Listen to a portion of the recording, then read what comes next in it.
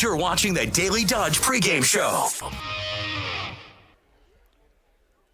Welcome into Beaver Dam High School Wrestling here at Beaver Dam High School. In the field house, we have Waunakee coming to town tonight to take on the Golden Beavers. Starting a little early tonight, we're going to be doing a little bit of the JV and the girls wrestling here before we get into varsity. And we're going to be welcoming on Ryan Gerber here in just a few moments after we come back from break. And we're going to talk a little bit about this, a little bit of extended coverage tonight. But high school sports and wrestling tonight is brought to you on Daily Dodge TV by Columbus Family Dental, Hometown Glass and Improvement, and Beaver Dam Unified School District. It is also brought to you by McKinstry's Home Furnishings, Columbus Family Dental, Hometown Glass and Improvement, Klodowski Real Estate, Slumberland, Pizza Ranch, Park Village Shopping Center, Richards Insurance, Preferred Dental Partners, Napleton 151, Fox Brothers Piggly Wiggly, Gruber Law, Air Care, Jerry's BP, Silica Four-Year Home, Moraine Park Technical College, Beaver Dam Unified School District, White Construction, and Spartan Flooring. Make Moraine Park Technical College your first choice for an education tailored to your success and growth with campuses in Beaver Dam, Fond du Lac, and West Bend. Visit morainepark.edu/first choice. We're going to step aside for a 4-minute break, and we're going to come back here, welcome on Ryan Gerber, and we are going to get some JV wrestling started here right around 6 o'clock. You were watching Beaver Dam Wrestling on Daily Dodge TV. Are you ready for peace of mind? Chad Guzzi here, owner of Air Care in Beaver Dam. If you're tired of unexpected repair bills, you want to sign up for our Total Care plan. It ensures top performance and prolonged life of your heating and air conditioning equipment.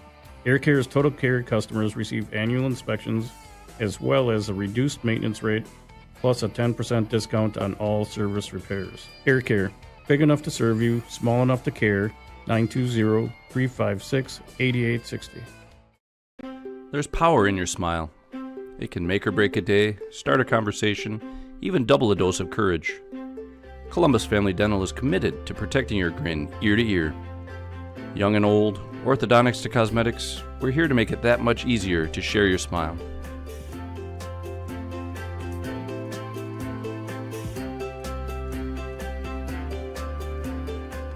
Columbus Family Dental, now accepting every kind of smile. Don't get caught with an empty pantry and fridge for the playoffs. Your Fox Brothers Piggly Wiggly in Beaver Dam and Mayville has you covered.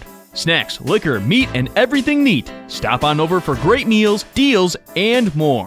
For any sort of festivities at this time of the year, make your hosting a clutch performance. There's even plenty of goods for games on the road, too. What are you waiting for? Visit your Fox Brothers Piggly Wiggly in Beaver Dam and Mayville today. Shop online at foxbrospigglywiggly.com. Cheer. Now cheer louder. Any accomplishment worth doing is worth doing with all your heart and soul. The entire team at Hometown Glass and Improvement knows that dedication, time, and respect can lead to greatness. When practicing free throws, running for a touchdown, or installing new windows and doors, it is commitment to something larger than oneself that creates a legacy. So keep cheering for your hometown team. Hometown Glass and Improvement online at hometownglass.com. Jerry's Automotive in Beaver Dam is a champion of our local schools. Team up with Jerry's Automotive by pumping your gas at their Spirit Pump, where 2 cents of every gallon is donated to a local school each month.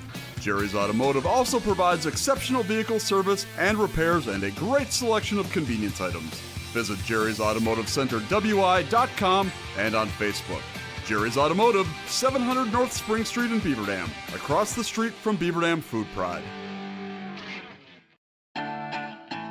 The gang's all here. Chris, Adam, and Abby Klodowski, here to say Klodowski Real Estate is honored and grateful to have been voted Dodge County's best real estate firm, best realtor, and favorite realtor for 2024. We love living and working in Dodge County, all of the wonderful people we serve, and the opportunity to give back to our community. Thank you, Dodge County. Thank you. Klodowski Real Estate, your trusted real estate advisors.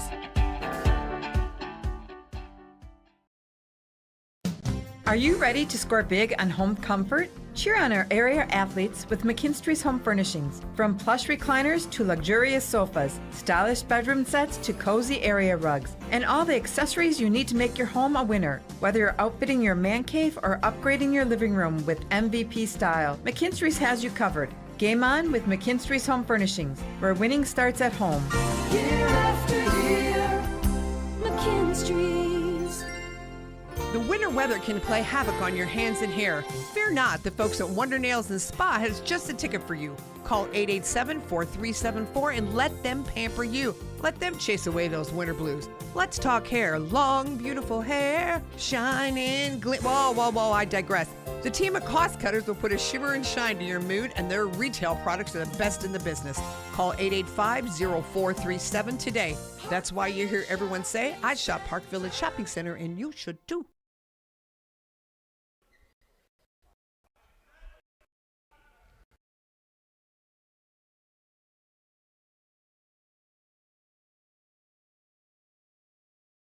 Dam Golden Beavers. We are watching the first match right now in front of us of the JV match, and I'm now joined by Ryan Gerber, which, again, as always, I tell you, thank goodness for him, because he's our little wrestling mind here that would absolutely ruin me every time that I feel like I'm talking about this sport. Well, I'm happy to be here, and I'm just happy that we're able to provide this type of access and this type of production for high school wrestling. This certainly doesn't happen everywhere. In fact, it doesn't happen very often. And again, I've said it before, the Daily Dodge is so awesome in covering all of our sports, or as many as they do, but then to do a sport like wrestling, which is not a traditional sport that you see on TV, that's awesome. By the way, I have to throw in a pitch. Big Ten championships are this weekend. It's at Penn State this weekend, Wally. Oh, gosh. I saw some pictures of the mat set up there. It looks pretty impressive. So that usually is on, it'll be on BTN, but if you have that. They might have the finals on ESPN. That means a couple weeks from now it'll be NCAA's, which is always just an amazing show. So, again, if you're a wrestling fan, some pretty awesome wrestling coming up, not just here in high school, but also collegiately. Yeah, and we're obviously in Big Ten country, where Big Ten wrestling is college wrestling. Yeah. And Penn State, as you mentioned, they're hosting this. They've been the class of college wrestling now for, 15, 20 years. Does it feel like, I hate to pivot too much from high school, but is it Penn State's to win once again this year? I think it's one of those deals where they are the team to beat until they're proven otherwise. Now, you had a traditional power in Iowa that was able to knock them off. And Iowa's always going to be there, but we'll see.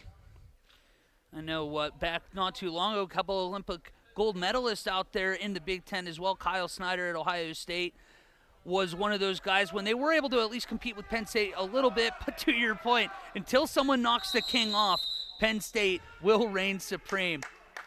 Yeah. Well, and again, I'm sorry, this weekend isn't Big Ten. How could I make it's Penn State, Iowa. Which feels pretty massive in its own right. They take the Bryce Jordan Arena, which is typically set up for basketball, and have a dual meet right on the center court. Pretty cool thing, and they'll pack that place. And again, I when I was coaching at a different place, we brought in a football guy who didn't know anything about wrestling, admittedly, and we worked really well together, and he grew to love it. He ended up going coaching Division I football, and his recruiting territory was Iowa.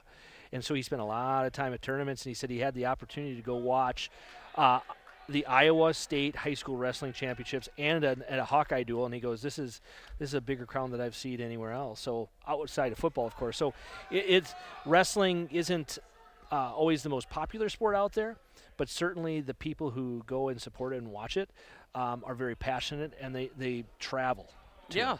Well, and doing things like this is how you grow the sport. So it's why we're so happy to be here with you, Ryan, tonight, and we have your expertise, and it truly is expertise, talking about this sport tonight. And we're going to have a little bit of a different look. We usually come in here around 7 for the varsity. Yeah. We're starting tonight with JV, going to sprinkle in quite a few matches for the girls as well tonight. Yeah, and it's just coming in a little bit earlier, but also giving the opportunity to watch some of our JV wrestlers compete, and our female wrestlers compete. And of course, next year The girls will only be wrestling girls unless, of course, you don't have a girls team. And it's kind of like swimming in that regard. Some swim programs you'll see girls swimming with the boys because they don't have a girls program. Sure. Wrestling will move to, if you have a girls program, they only compete against girls. And most teams in the state of Wisconsin have a girls program now. So it's a major shift in what we're going to be seeing next year.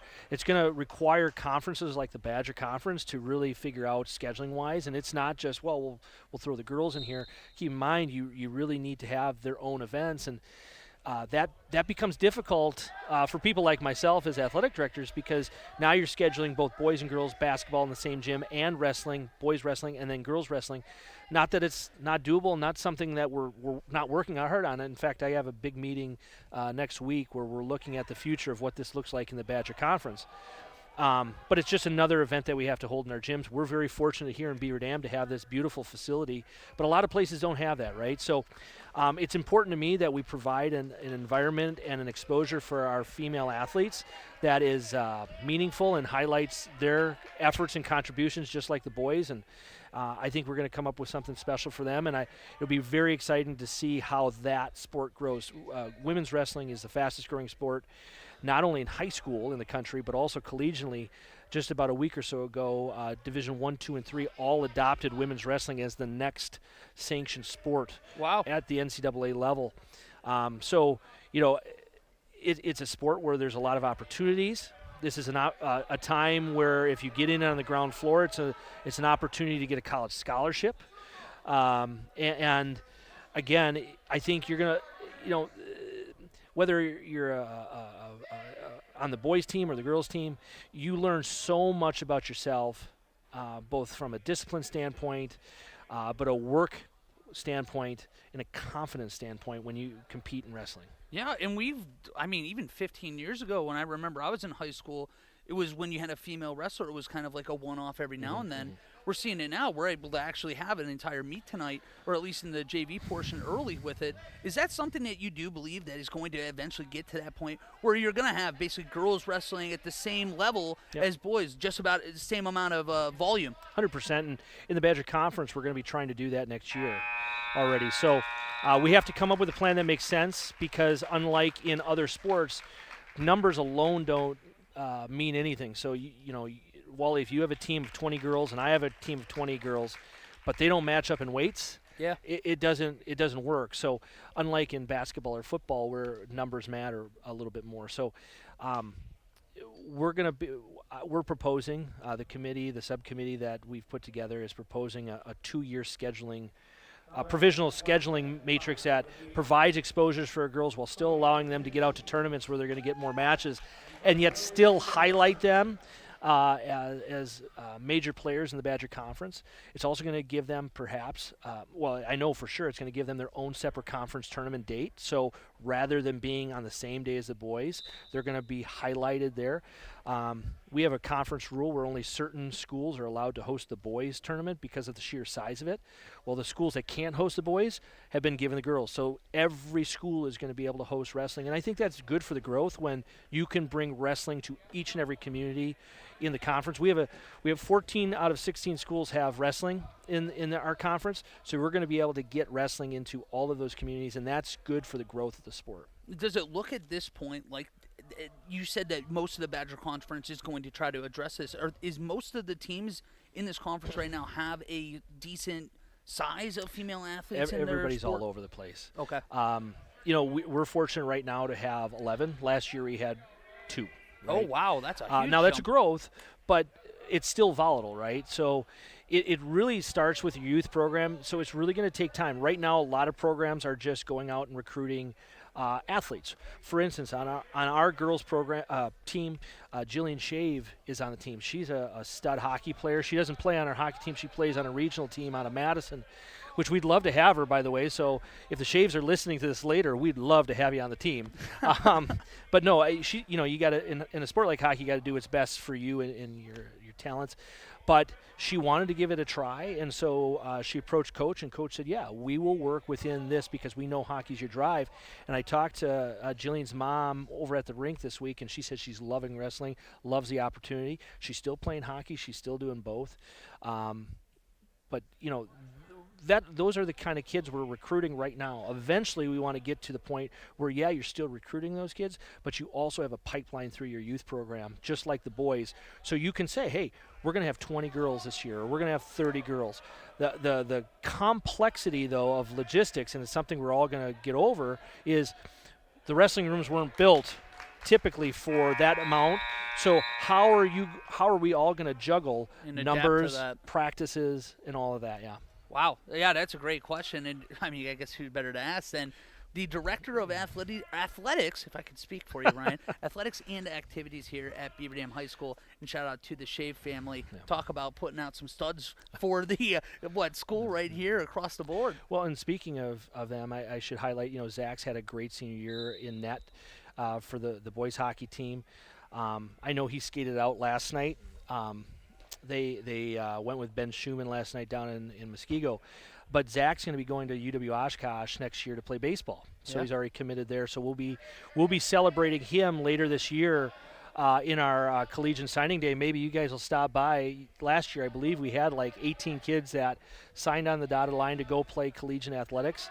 And it's just we make it a really special and important day to highlight all of the kids that are making that commitment, because let's face it, if it's tough, and if everybody could do it, they would. So for any of those kids to make the commitment, hey, I'm going to give wrestling or any sport a shot at the next level, we want to salute them and make sure they feel special for that. Absolutely. And we appreciate all you listening and watching at home right now as well, because you're a part of that. And we are so excited at Daily Dodge to bring sports like wrestling, next year potentially female wrestling. Yeah. Do that, possibly have these signing days that you're mentioning, where we get to highlight these great young athletes in their own right. One of your audioticians here is already in the building, so it's really just getting one of you guys to come over. So I don't know. Well, we'll talk. I'll have to maybe call into the morning show and surprise Wade with that conversation. Oh, yeah, and I know Wade was going to tune in tonight, so there's a chance he's listening, so you might have something to do there, Wade Bates. But shout out to Aiden Voigt, our wonderful videographer tonight, and a member of the Beaver Dam bowling team, which have also had a very, very strong season in their own right. So, Aiden, props to you. This is our first female match of the night here. This is Kylan Reynolds. She's a junior on the team, wrestling at 114 pounds. She gave it a shot last year and actually wrestled a varsity match early in the season. And so this is not her first year. What I like about Kylan is she gets after. You can see she's on her toes. She's working forward. She's working inside position. So her hands are on the inside rather than the outside. What you see a lot of inexperienced wrestlers, and no different at any level, you see a lot of head steal, headlock kind of situations there with newer wrestlers. What I like to see, and Kylan did get that technique there, but what she was working for legs, she's working inside position, so it was more of a, hey, girls in this position, I got to throw here. But so she's up 3-1. We're going back on our feet, minute left in this first period. Look at what Kylan's doing. So she's got her right hand up on that shoulder, controlling that shoulder. She's rolling her wrist to try to control the wrist on the far side. That's good technique. You want that hand on that wrist to open up shots. She's doing a nice job snapping that head. She's got to bring that all the way to the mat. And really, this is kind of, she's going back to that head steal. But if she snaps that head and she can't get her opponent to come to the feet or come all the way down, she's just got to let the head come up and shoot, but she's going to get that shot anyway. So yeah, I need to just stop talking about strategy and just call what I see here, right? Well, I tell you what, Ryan, for people that might be tuning into high school wrestling on Daily Dodge for the first time this year, we've been talking on each of our broadcasts. It's a different strategy we've seen of late because a takedown is now worth 3 points. So instead of it being 4-1 right now, or now I guess 4-2, it's 6-2 with those two takedowns. Yeah, and that before I go to that, Kylan got called for an illegal full Nelson there. So that's a point going to Waunakee. But to your point, Wally, the one thing we've noticed, and she should have got hit for locked hands there, the one thing we've noticed is these matches are going faster because technical falls are happening more. Again, if you're listening to this and you don't know what I just said, it's kind of like that mercy rule in other sports. If you're up by 15 points, they stop the match. So you're not seeing as many pins because guys are out there scoring more points through bonus point situations. And that's changing the outcome of duels. This team lost to Milton and Lodi simply because they didn't score enough bonus points. And part of that, if you look back at the box scores, they didn't convert pins fast enough, and they ended up a lot of situations in Tech Falls, which is a team point less, and every point matters. Yeah, what we saw, I can't remember, it was about a month ago. They lost by 1 point in a meet, and it goes back to what you were saying. They stand up there. Up about 11 with 2 matches to go, 2 pins, because a couple Tech Falls earlier in the match versus pins. All of a sudden, the strategy of wrestling has changed in a big way. Look at that. She got real aggressive there and really kind of snapped her opponent down and back, which is great. But then Kylan lost her feet there, lost her balance, and ended up giving up the takedown. What I like about Kylan is she's very aggressive. She's getting after it. She had a great stand-up on the last reset, so would like to see her popping right back up. She's got a nice, strong first step. Kylan Reynolds is, by the way, a 3-sport athlete. She's a cross-country runner and also a track star for us. She's a pole vaulter. So love to see 3-sport athletes. She gets a reversal, goes right into a half Nelson here. She's got to swing that around a little bit, and you'll see a good look there. She's got one hand on the wrist, one hand on the half. It's impossible to have a full Nelson when you control a wrist and control head, and she did a nice job there getting a pin there. So the first victory for our girls team there. Nice job, Kylan. Nice job, Kylan is right, getting the pin up 13-5 in that second period here, second frame, and as it looks like we're going to have a back-to-back female match here at the 144.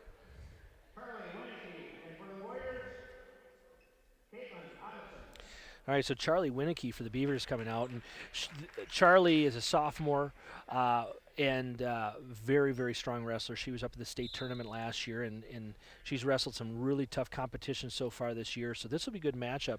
You can just tell sometimes when a match starts how that opponent, how they move, how they get after it, kind of, what to expect here. And she's matching aggression. We gave up our position a little bit, but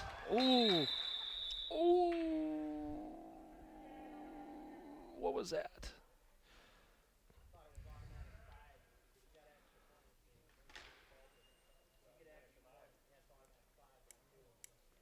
I believe we have a McKinstry's Home Furnishings injury timeout here.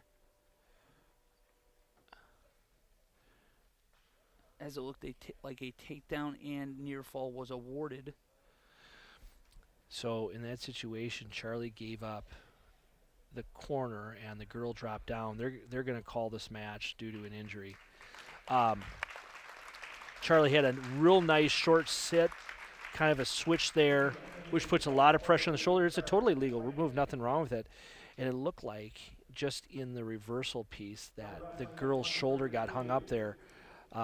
Scary moment there. Anytime you see a girl grab, or any athlete grab their shoulder there, the first thing you worry about is a dislocation. Obviously, that wasn't the case because she'd still be there.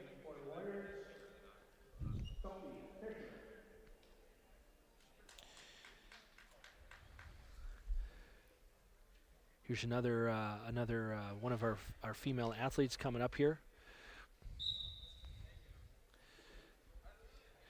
Again, working the head here, staying inside position. You see her, our Beaver Dam wrestler, left hand on the inside there, working inside position, snapping on that head. I know that was something they were working on in practice. Anytime your hand is up on that head, you really want to be snapping.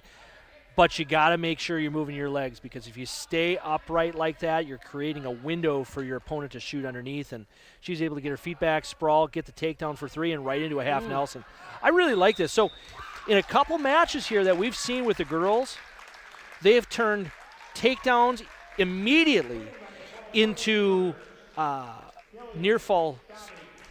Oh, you know what? Jillian Shave.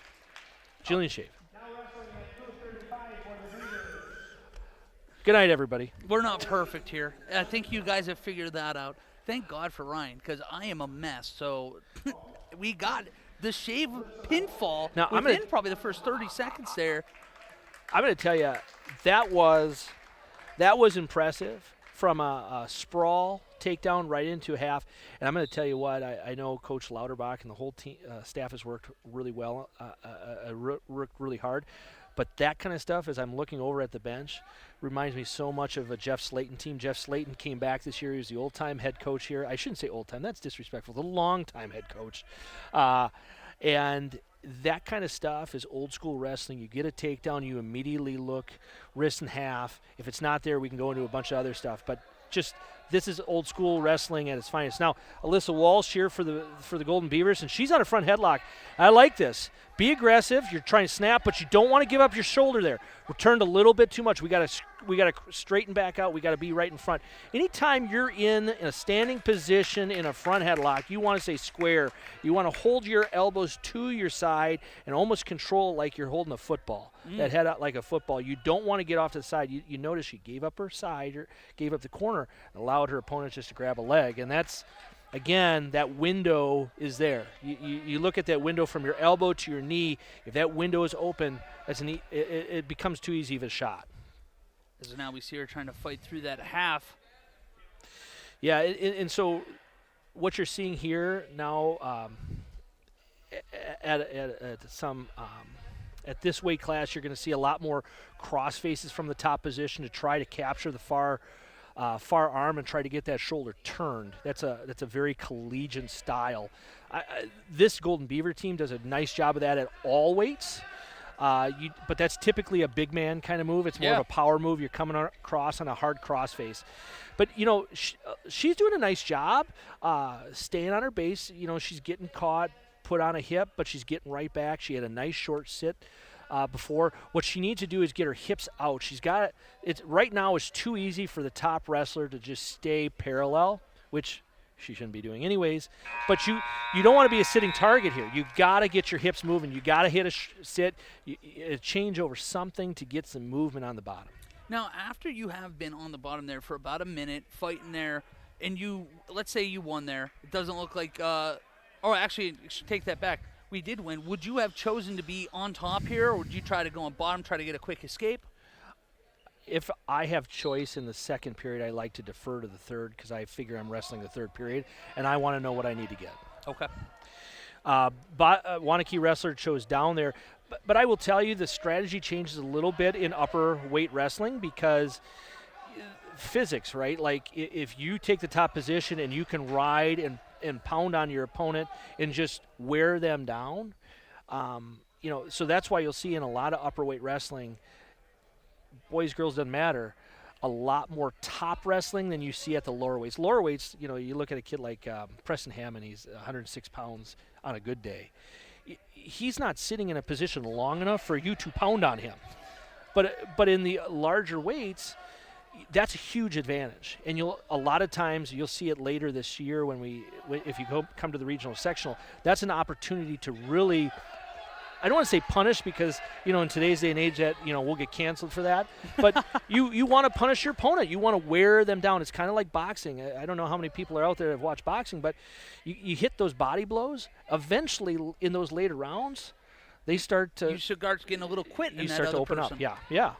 In wrestling, you start pounding on the bottom person from the top. They're going to open up. They're going to find ways to get themselves pinned. Well, right now, we've seen through the first minute and about 25 seconds of this second period, completely able to maintain that top position, not been able to capitalize points yet. Yeah. But you can see that fatigue setting in for the Waunakee wrestler here. And if this was college wrestling, we'd be looking at riding time.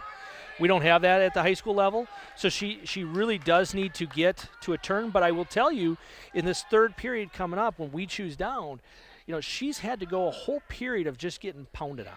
How will that affect her? Because that's not easy. No.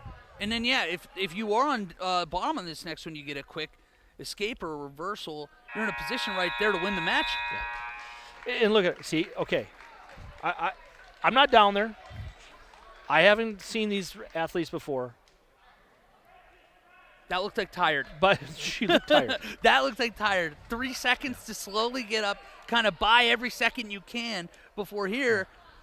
So I imagine for Waunakee, it's just going to be a matter of, try to just minimize or maximize how long you can stay on top here. Yeah, and for Beaver Dam, you have to get back to a base here. You have to get back to that little short sit that we saw. We can't be sitting on our hips. We can't have her head down. She's looking for more of a roll, but that's not there. The top wrestler from Waunakee is doing a really nice job with this hooking this leg. I wouldn't call this a leg ride necessarily because she's got the wrong leg tied in there. She's doing better now. That's too low. But it's being effective. I shouldn't be too critical.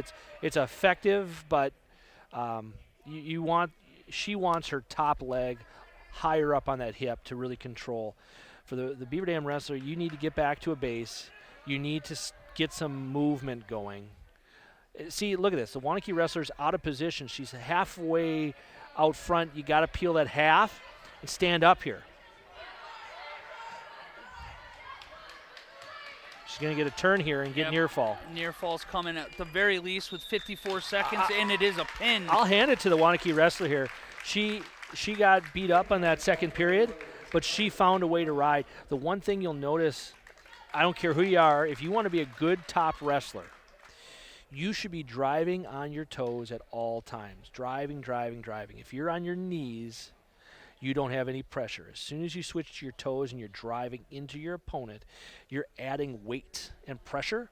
That makes a world of difference. So realistically, if you want to be a good wrestler, you should be buying new shoes every single year because your toes are popping out the front because you wore out the fronts. Now, did we see in that one, perhaps, in that second period, maybe a little bit of the own tiredness from that riding on top be a little bit of a detriment in the third period? But again, when you get to the upper weights, the strategy changes a little bit about high school or with mat wrestling.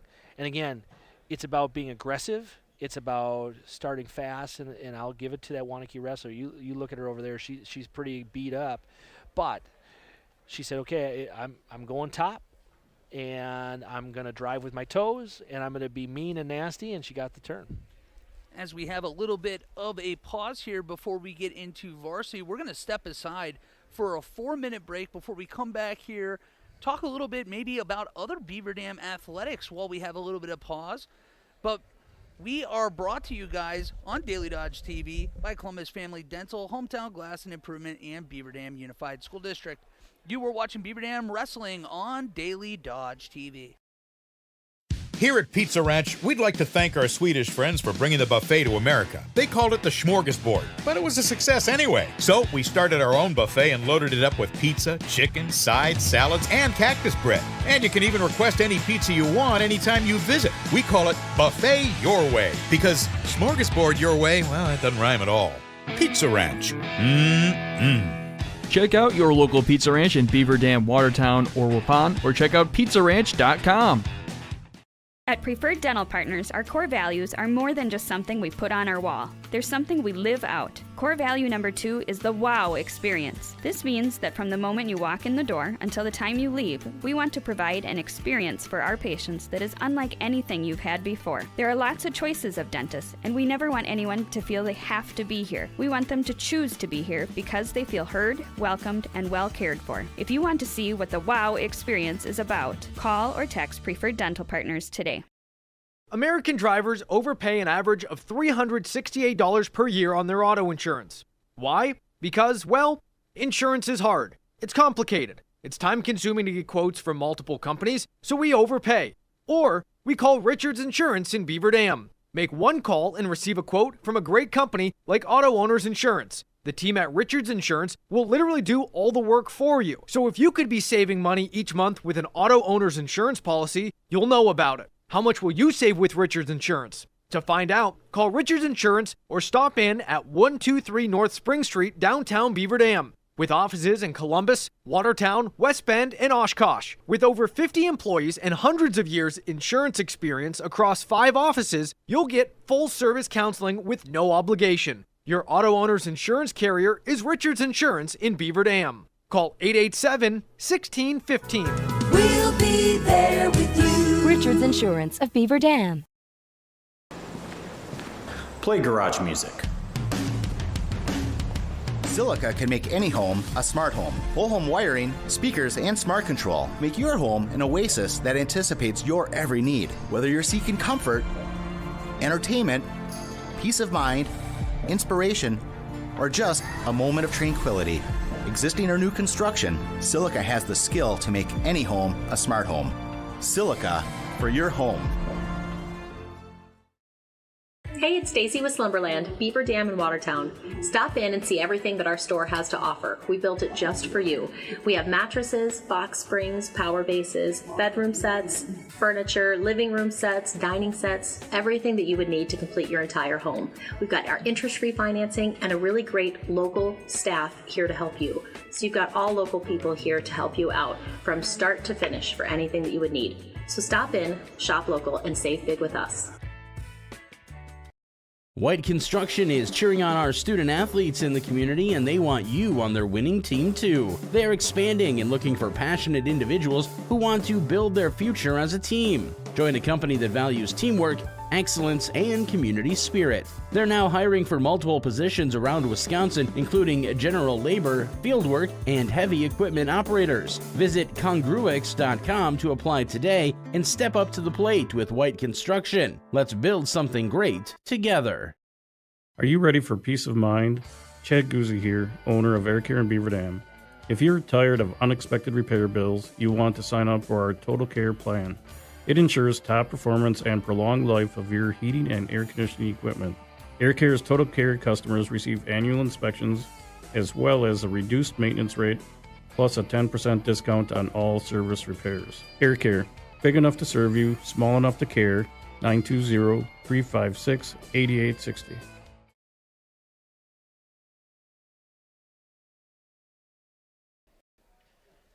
And welcome back here to Beaver Dam High School. We have JV Wrestling on right now on Daily Dodge TV. I'm Wally Lukashinsky here. Aiden Voigt, our wonderful videographer, is with us tonight for the long haul. We have Varsity Wrestling coming up at 7. And, of course, I am joined by Ryan Gerber, the Director of Athletics and Activities here at Beaver Dam. You were telling me right before break, or right during break, I should say, that nowadays, because there are a little bit of team filling out roster issues, that you might get occasional 2 matches in these JV settings. There's just like 30-minute gaps between these matches. Yeah, back in the day, if you were on JV, a lot of times you would only get 1 match, and it was very rare for anybody to get 2. And I mean, if you got 2, you were kind of upset with your coach. Like, come on, man! Like, I just had everybody else has got 1. What are you doing to me? But numbers were such where it wasn't just that numbers were better, it's that there was more depth. I mean, even back when I wrestled, and we didn't have a huge team by any means, but we had 3 guys at every weight at least or more. So there were matches to go get. Nowadays, the depth just isn't there with 14 weight classes. And that's not just a wrestling thing. That's across the board. And I can tell you as an athletic director who tracks participation across all sports, you know, the numbers just everywhere is a struggle, you know, and part of that's specialization, 100%.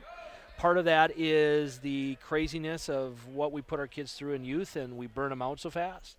And part of it is just like what we do with kids, you know, societally, you know, like there's a lot more options out there, but also there's a lot more distractions out there. And, you know, the old-timer coaches used to say that you could walk the halls and just say, hey, I think you should be a wrestler, and they'd come out. Well, we're not there anymore. That's literally how I got caught in, so that's great. But, you know, it's we all know the problems that college teams have now in our current environment, where it seems to be that they have to recruit their own team every year, no less the team the kids are trying to get. Well, high school sports are getting to that point, too, where, you know, even kids have so many different options, and it's not just, hey, do I want to play or not? It's, do I want to play on my high school team? Do I want to play club? Just a lot of things out there. So coaches have a lot more things that they have to keep in mind. You look at this Waunakee team. They traditionally have over 100 kids in their youth program year after year after year. But if you look at their roster, you know, it's it is what it is, and I'm not. That doesn't mean I'm being critical of anything. I think Coach Natsky and his staff have an incredible staff, but kids just make decisions that don't always follow suit. So it is what it is. Constant Rant adjusting. over. Yeah. No, I understand the rant, and I mean we do appreciate obviously our wrestlers out here tonight, and it is an opportunity. If you do have these 2 matches, that's 2 chances to get better tonight. Absolutely. Opposed to that one. And that's a great point, Wally. Every time you get on the mat, whether you win or lose, is an opportunity to get better. And the question I always ask my kids, and it's the same question my coach would ask us, is, look yourself in the mirror and ask yourself, what did you do differently today to make yourself better tomorrow? Because I tell you what, your opponent's getting better each and every day. So what did you do extra? Maybe it was a couple extra sprints. Maybe it was a couple extra pull-ups. Maybe it was 10 or 15 more takedowns after practice. Maybe it was 15 or more stand-ups off the whistle after practice. I remember as a freshman staying after practice an hour and just working stand-ups and switches, and because I had to get better on the bottom. And then the next year was, I'm going to be undersized. I was 185 pounds wrestling heavyweight because that's what we needed. So I had to adapt my style to how do I wrestle guys that are going to be 80, 90 pounds heavier than me. And by the way, I didn't complain about that. It just was. My first match that I wrestled as a varsity athlete, we had Monroe coming in. And the guy that was a heavyweight from Monroe was out in the gym running to cut weight to make 275, and I weighed $185. Soaking wet. Yeah, and he ended up playing for the Badgers football team. And then 3 weeks later, we wrestled Mauston and Randy Gillen, which you would know, but he ended up playing for the Badgers. He was cutting weight, and that's just what it was. And okay, hey, I accepted the assignment. This is what the team needed. You just go out and do that. But you have to find what you do, going back to the point, what did you do extra today to make yourself better? What are you doing to that besides practice? Because coaches are working on, what are you personally doing to, make yourself better for later? And people watching at home haven't wrestled before. That 6th minute of these matches, it doesn't sound like a long time, but when you're out there, you obviously personal experience, especially at the heavyweight, it is daunting. So to actually put in that work, it's a 365-day sport. Well, and first of all, more and more specialization in wrestling, just like any other sport. But, kids that go out and compete in other sports, this sport, more than anything else, you need to be a competitor. You may not be the best athlete. You may not be the best whatever. But if you're willing to compete, you're probably going to make it 6 minutes. In that match, and heart plays such a role in the sport. That's why I liked it when I had guys on my team that were cross-country runners, because that's tough. I hate to run. I hate to run. You're not going to find me running anywhere. I'll run to my car and then drive there, right? But you watch those cross-country runners. They start out and the packs separate, and you're out in the middle of nowhere running on your own, and it'd be easy hard. to not. Push yourself in those situations with no eyes on you. Yeah. I'd say the same thing for swimming, but boys swim was during the same time as wrestling, so we didn't have any of those guys. Sure. But, this is a sport that is physical, it's mental, it's emotional. It checks all of those boxes. And by the way, you're doing this in front of an entire gym full watching just you compete. Yeah. You can't go hide. You can't blame anybody else. It's all on you. It's a team sport, but at the end of the day, when that whistle blows, it's you and that opponent that you're facing across from you for 6 minutes. Mm-hmm. And it often does come down to just who wants it more. Mm-hmm. Yeah. So we're just continuing on some JV wrestling here. So our JV wrestlers getting an opportunity. Caden Recheck, who lost his first match, is looking to get a pin here. He's got 1:18 to finish that pin off. He's got to turn his hips over the top and so step more chest to chest. Yeah, step over legs, get weight on his chest. This kid from Waunakee is doing a heck of a job staying off his back with that elbow. We got to walk to the head, not to the body. Walk towards the head, not to the body. Get perpendicular, not parallel there. Correct.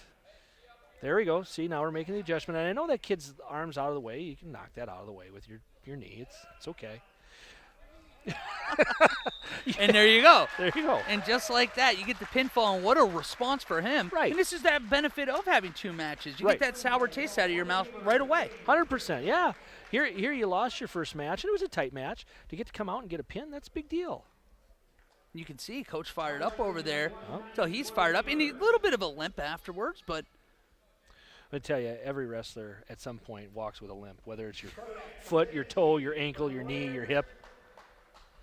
I still walk with a limp. you and me both, man. And I tell you, we're at that point, too, where of that season, nobody's out there 100%.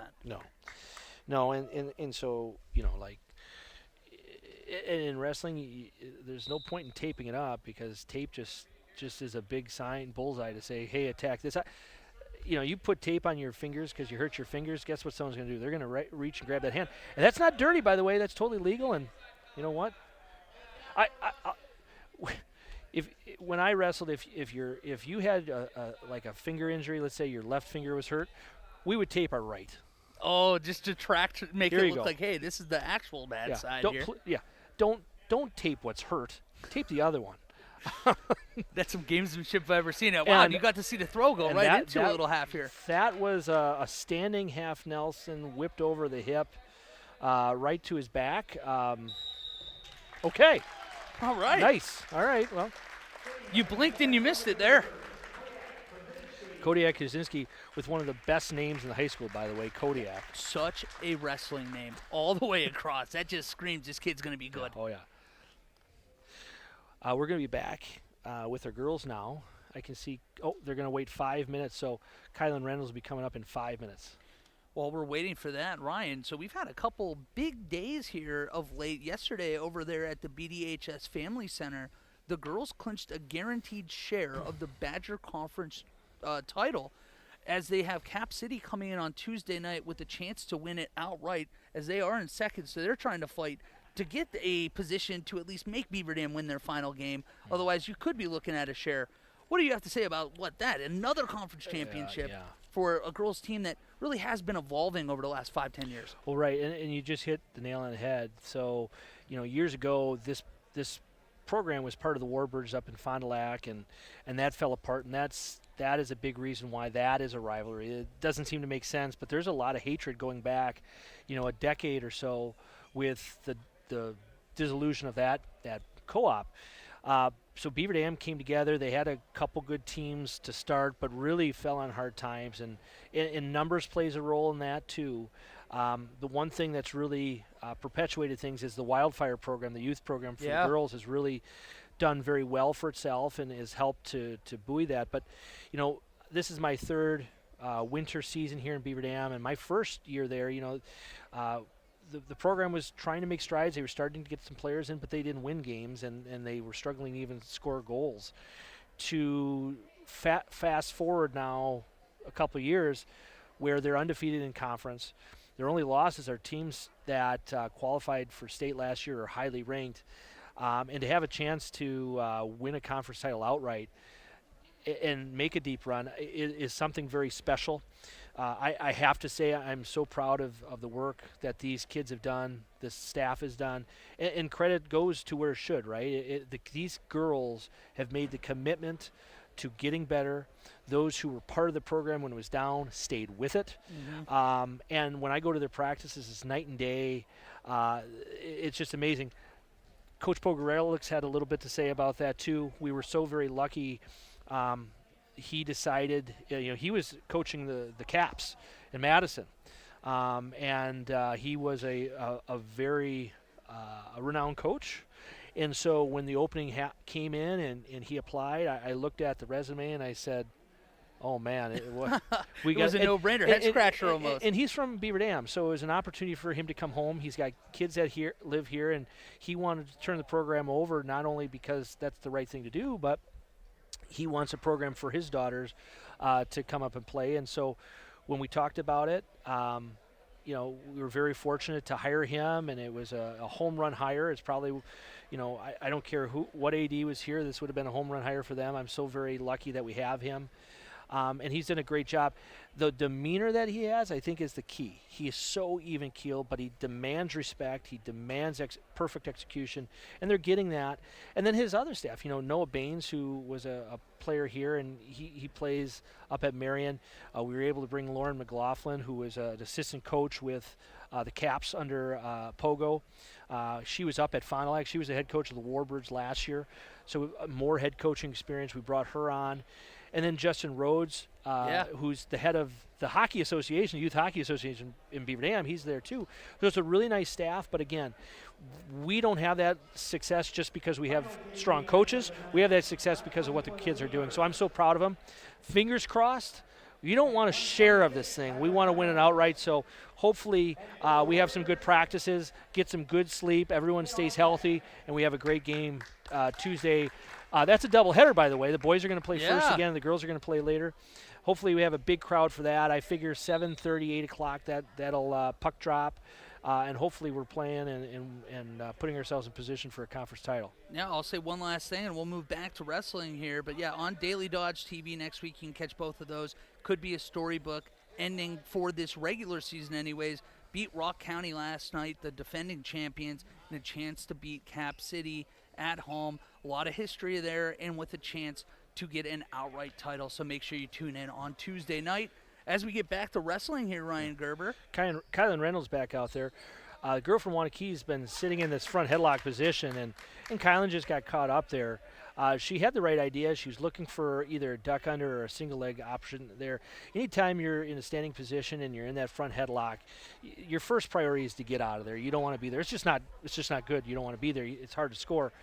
Kylan has done a pretty good job sprawling. She got caught up there. This girl, you can tell, is a little bit more experienced. Just the way she locks up that wrist. She's going takedowns now, which means she's pretty darn comfortable from her feet. What Kylan needs to do is tie up the wrist, slow this opponent down, and see if she can get some offense here. They're going to stop it because of the headgear coming off. You could and see, just looking over at Coach Slayton here, he's talking about get control of wrist, slow her down. 6-2 here, just a minute. It's kind of like basketball. Hey, you got an up-tempo team. Let's slow it down. Let's play at our pace. A little Dick Bennett-like action here. But, whenever you're wrestling, if you're wrestling somebody that's faster than you or maybe more experienced, the first thing you want to do is tie them up, slow them down, bring them to you, get them out of their offense. We got to sprawl here, though. Got to keep those legs back. And we want to be on the laces of our feet, not on our toes. When we're sprawling, we want to be on the laces of our feet, because if we're on our laces and our opponent keeps driving, we just slide. If we're on our toes, our feet curl and we get taken down. So when we hit that sprawl, we want to have our feet back, we want it wide, we want our laces to the mat, hips in, stop the momentum, and then we can come back up to our toes when we go to the go behind. We're back in that front headlock. We just don't want to be there. And this is an experience situation. Yeah. So the Waunakee wrestler 3 times now has gone to a front headlock on her feet. We don't want to be there. You can't be hunched over with her head down, providing, you're setting the table for her. Now it seems at this point that Waunakee is very comfortable in this match trying to get a tech fall instead of trying to go for a pin. We haven't seen too much aggression once we have seen a takedown. Well, this warrior. Yeah. So you obviously have an experienced girl here, knows what she's doing, and trying to get some extra work in here. That's an illegal starting position from Kylan there. Again, just that's an experience thing. But again, get some work in. They feel pretty confident in the match. That's a real nice stand-up, busted her hips to come through. Nice job there. The Waunakee wrestler, she's methodical, she's reaching out, she's making contact, she's tying up that 2-on-1. It's not really a Russian. She's looking on the shot. Again, Kylan's on her toes. She needs to be on her laces there. Stay square and stay on your laces, at least to get to the initial stoppage. 16-3 here with 1:30 left in the second period. As now we're starting to see a little bit more of an attempt to potentially get Kylan spun around here. By the way, I just want to mention, thank you, Aiden Voigt, for being here. This is like a true, a two-man booth now. I like it.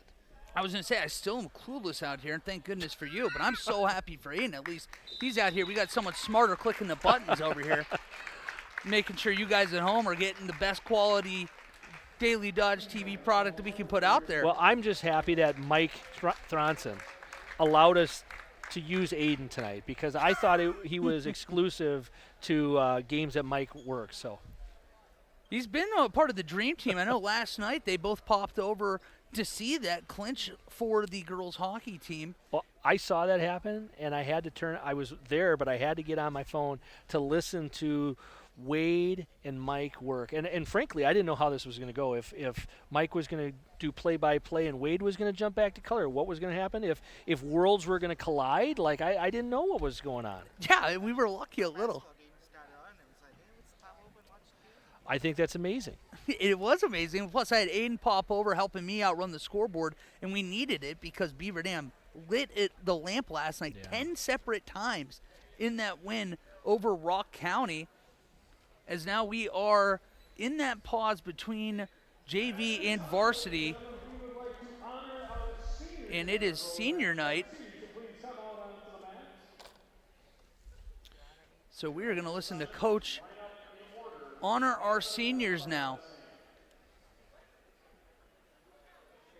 And we'll keep it here for this to honor senior night before stepping aside for a break before we get into varsity wrestling coverage.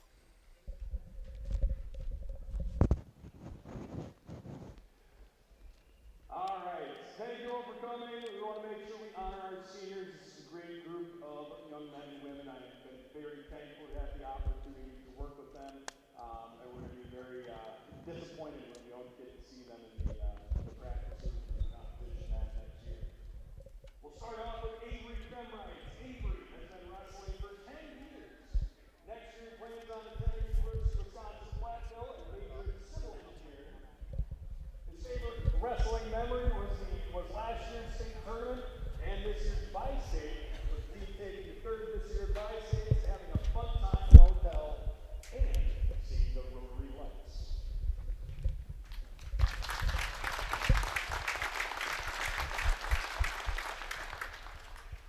Mason Grow has been wrestling for 13 years. Next year he plans to work towards becoming a union electrician. His favorite wrestling memory is this year's bi-state. The whole weekend was very memorable, including wrestling and outside wrestling, hanging out with his friends.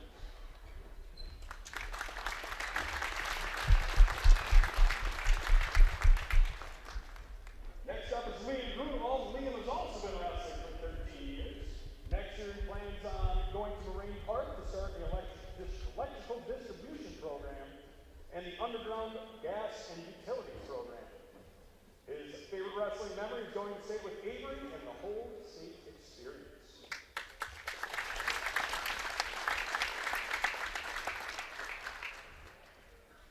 Harmony Henschel has been managing for us for 3 years. Next year she plans to attend college to earn a degree in early childhood and elementary education. Her favorite wrestling memory is being mat side at the state tournament last year, because being on the ground level, you feel a whole lot different energy than sitting in the stands.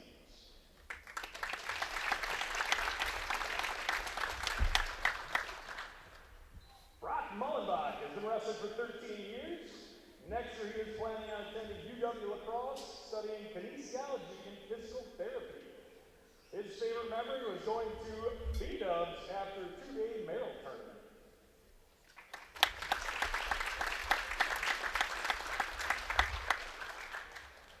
Gavin Vitens has been wrestling for 9 years. Next year he plans on going into the trades, and his favorite memory was bi-state this year, taking third as a team and having a fun time with the team.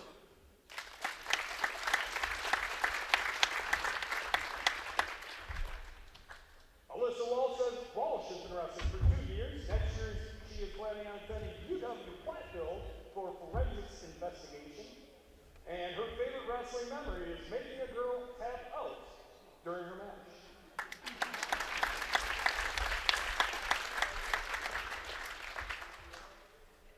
Last but not least, Easton Warden has been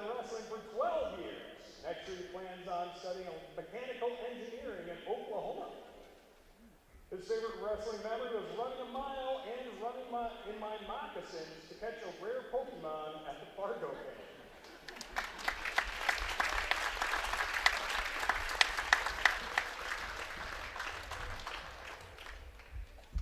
Seniors, I am proud of everything that you have accomplished, not only in the sport of wrestling, but in your high school careers across many sports and many different activities, right?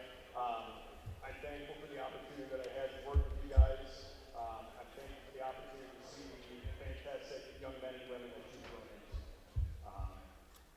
That's why we as coaches do this, to be able to see you guys grow up and become positive young men and women, and look forward to hopefully having some small part of the fantastic adults you're going to be. I wish you all the best wishes in your future endeavors. Whether it's in a match, a duel, or a tournament, wrestling rarely goes the way we have it planned in our heads. You're going to find out that life is going to be much the same way. Take advantage of situations when they present themselves and keep working to overcome adversity. I'm proud of each one of you, and I wish you nothing but the best as you move on to the next chapter in your lives. Thank you, each and every one.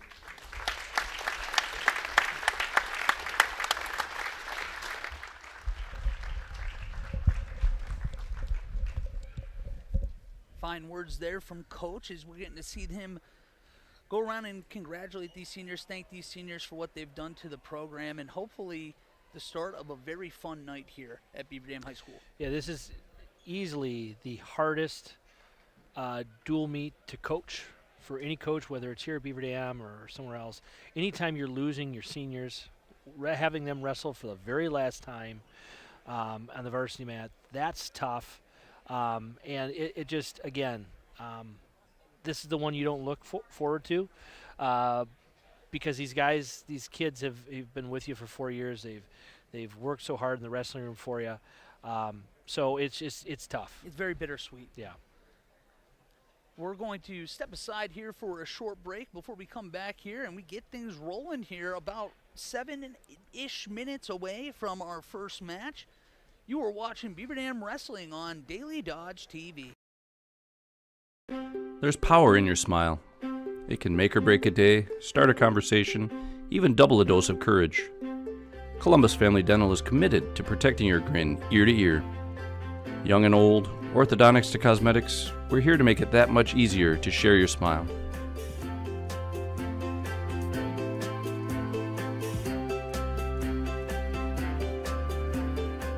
Columbus Family Dental, now accepting every kind of smile. Cheer. Now cheer louder. Any accomplishment worth doing is worth doing with all your heart and soul.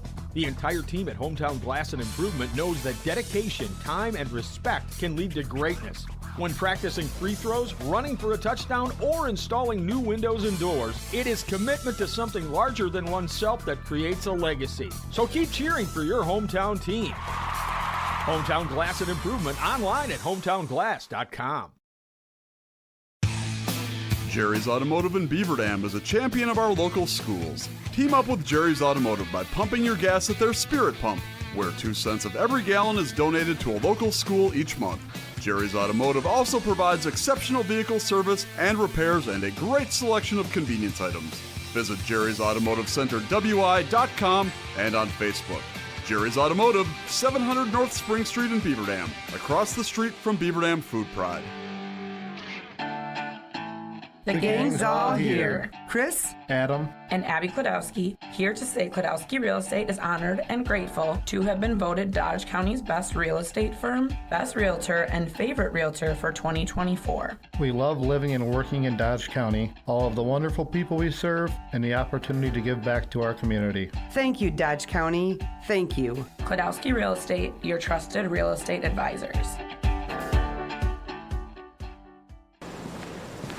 Play garage music.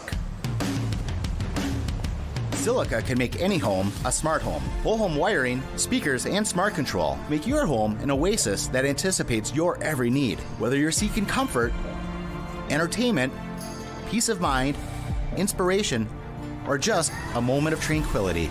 Existing or new construction, Silica has the skill to make any home a smart home.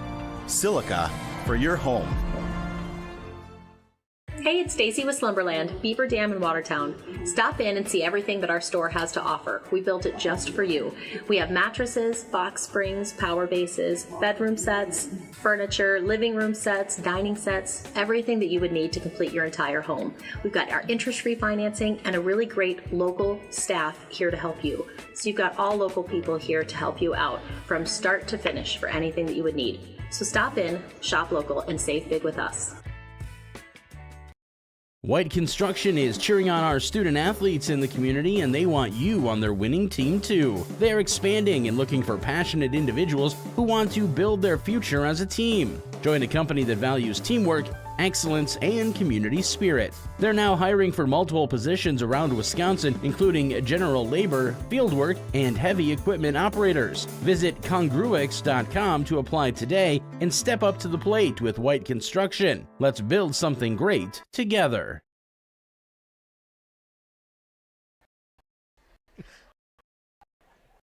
Welcome back here to Beaver Dam High School. We got some Beaver Dam wrestling tonight as the Waunakee Warriors are in town.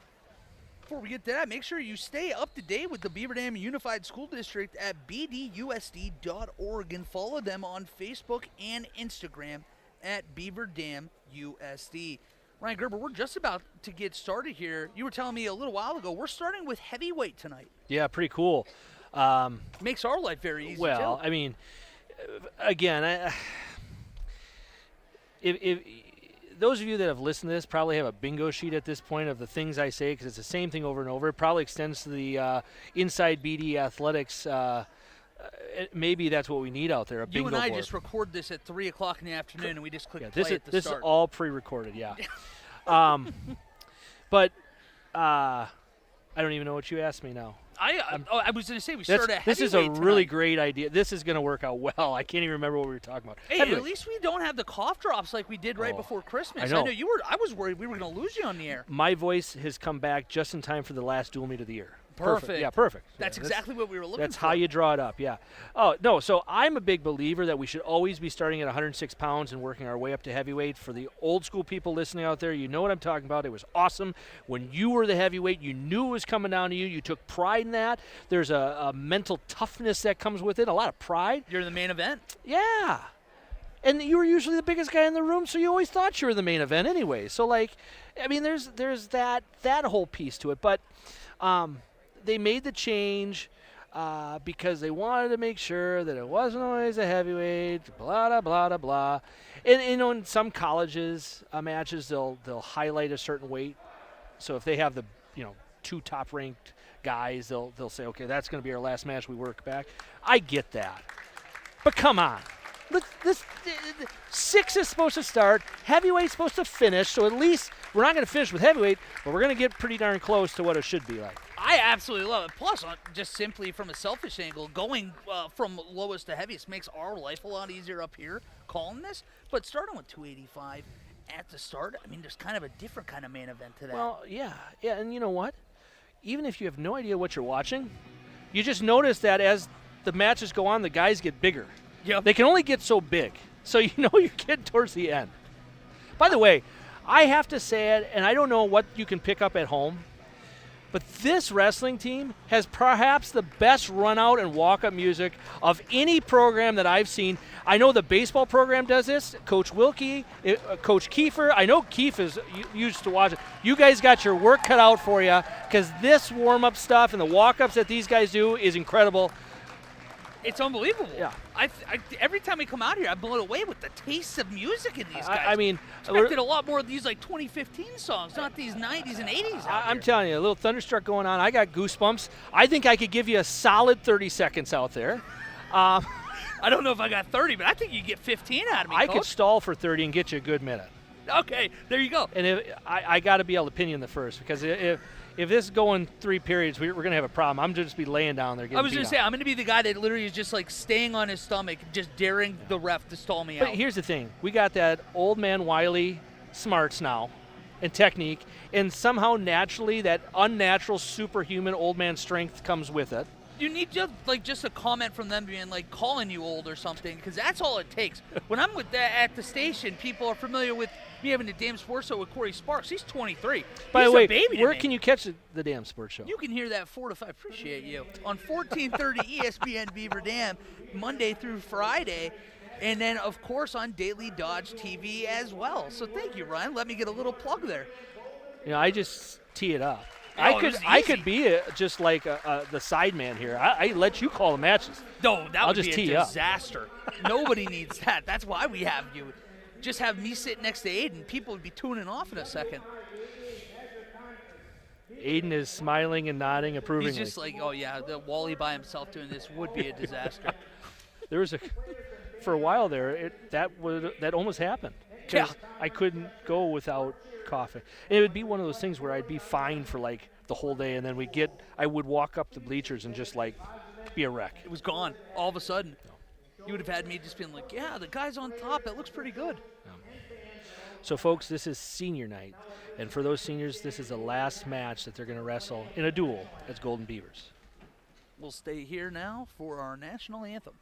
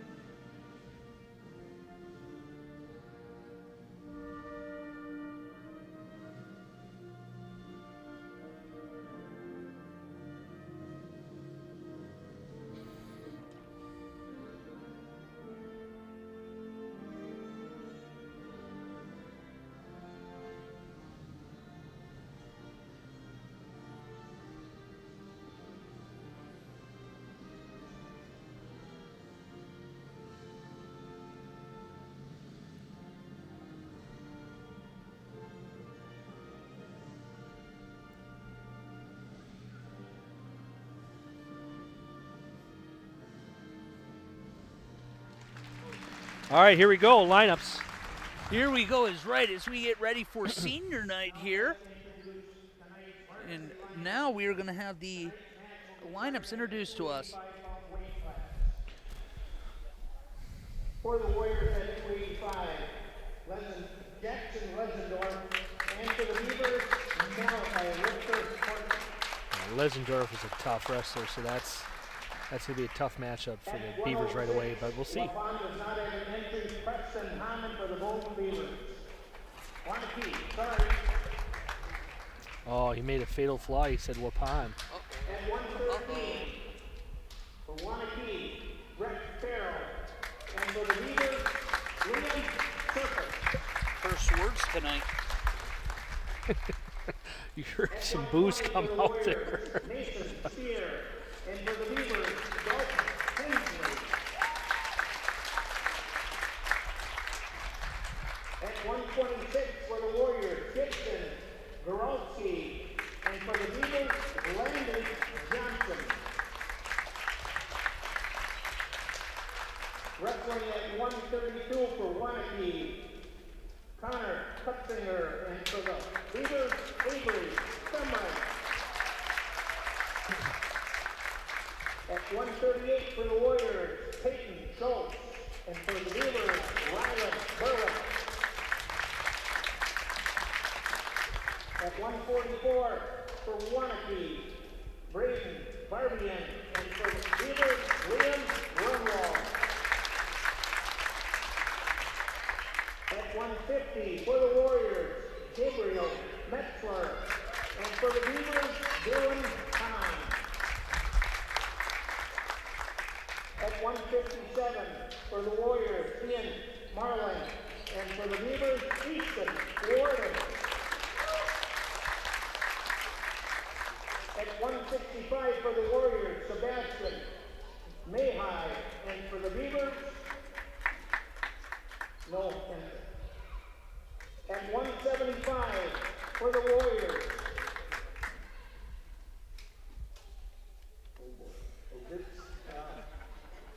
Colin against Landon Grove.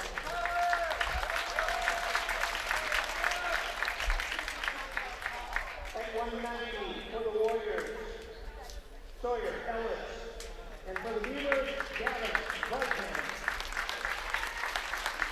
In the final match of the night for the Warriors, McCoy Smith. And for your Beavers, Mason Bill. So there you have the lineups for both these teams. These teams wrestled each other a couple weeks back at the Muskego Duels, and Waunakee was able to come out on top on that. But tonight's a new night. We'll see what the Beavers are able to do, moving their lineup around and trying to get favorable matchups. Did hear one of those in there. There will be one forfeit for Beaver Dam, just not able to fill out that lineup on that spot. Yeah, we'll see what happens. See if they stick with this forfeit or if they slot somebody in there. Should be mentioned while we're getting ready here. Folks, we are in desperate need of officials, not only in this sport, but across all sports here, not only in Wisconsin, but across the country. In order for us to be able to provide these opportunities for our student athletes, we need more officials. Please, please, please consider getting registered, putting on the stripes, and becoming an official. I know that seems daunting. However, we don't need everyone to jump right into varsity. You know, we need them at the middle school. We need them at youth tournaments. We need them at GV levels. But please, please, please consider becoming an official. We need you to step up. We need more officials. If you have any questions, if you have any interest in doing those things, I'd be happy to help you out. Stop by, give me a call. We'll set something up. But we need more officials. Please, please, please consider doing that. And how can people reach out to you, Ryan? Well, everyone's got my number, so just call me, shoot me an email. But here's the other piece of it, I'll just say. As you're watching the wrestling and you're saying, well, gee, why'd he call that or whatnot? If you think you can do better, I also encourage you to be That's a great point. Like, we need more officials. We'll take them any way we can get them. Here we go. Heavyweight wrestling. Right off the bat, Malachi Richter Horton's going out there for the Golden Beavers. This is a tough assignment for him. Lesendorf is a good, talented, experienced wrestler. He's going to have just a slide-by type action. Take him down for 3 there. He's hooking. You see that he's hooking, or he was trying to hook up that arm bar right away. He's got that arm extended over the shoulder, looking for an ankle. Looking for a nice little bundle of arm series there. But they're going to go off the mat. So it's 3-0. Waunakee, minute 33 left in the first period. Richter Horton's got to get to his feet here. Nice quad pod up. Now he's got to hit a knee slide. Would like to see a knee slide there to create separation. But he's going to get to his feet and get out. Nice job by Malachi, just staying with it. So coaches are yelling, no ties, no ties. There's obviously a sizable difference here in the wrestlers. Lesendorf is a pretty big wrestler here, so what you want to do is you want to stay on the edges. You don't want to go toe-to-toe. You want to keep moving. You can hear Coach Winker yell, circle, circle, circle, and that's where you want to go. A nice slide-by action to stay on the edge, and that's a nice head steal.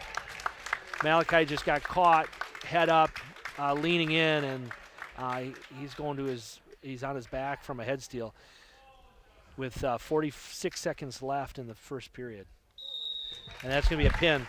So Waunakee's going to start off the duel with a fall, and they're going to go up 6-0. 6-0 on the scoreboard. Just a tough physical disadvantage there a little bit, Ryan. Yeah. And anyone that's wondering why Wally would ask that, Wally was down taking pictures. Yeah, I was talking about that. Well, thank you for covering for me for a minute. Small operation. You got to fly around the best you can anyways. That's why you're the best in the business. Oh, something like that. Thank God for you.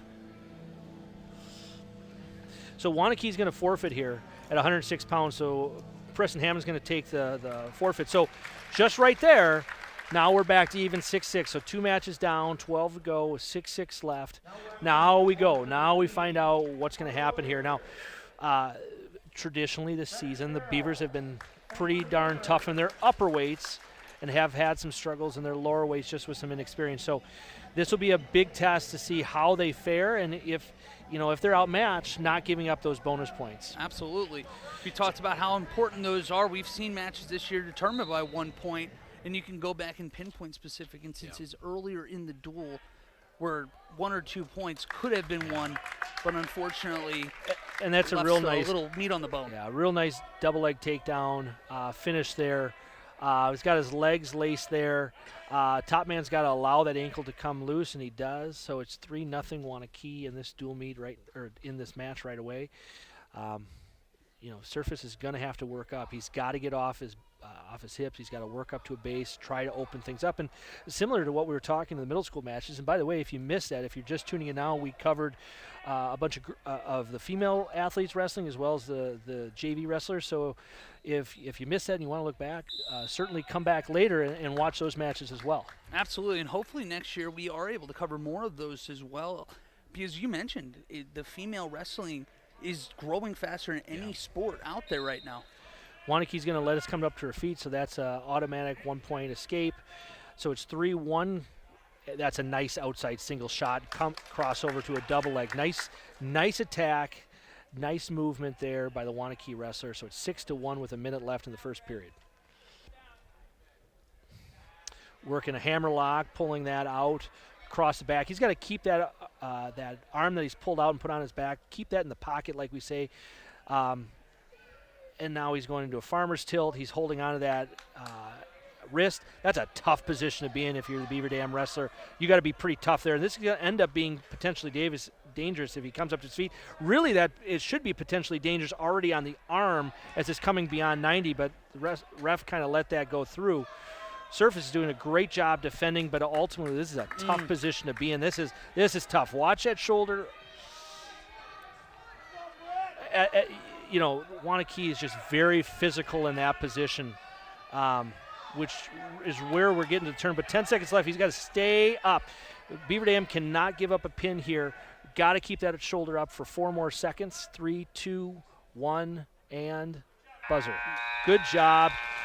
Surface was in a tough position there. He's going to give a 4 near fall and fall on the scoreboard 10-1 after 1, but he was on his back. Could have been flat. A lot of guys would have given in there, and he didn't, so I really like the effort there out of the freshman. You mentioned it. I mean, that was probably a minute in that position, too, and you're getting all that pressure on the shoulder, too, and the elbow. Well, I tell you what, viewers at home, if you want to know what he was going through, put your arm behind your back, lay on your belly, try to just get up from there, and then once you've successfully accomplished that, have somebody beat on you while you're doing that. That was a tough position to be in. And then do that in front of your family and friends and, half the community. So Waunakee chose down there. They're going to get an escape. It's going to go 11-1 with 1:44 left in the second period. Again, up 10. But what I like there is Surface is staying in an offensive position there. He's got to move. He can't be going back and forth. He's got to circle.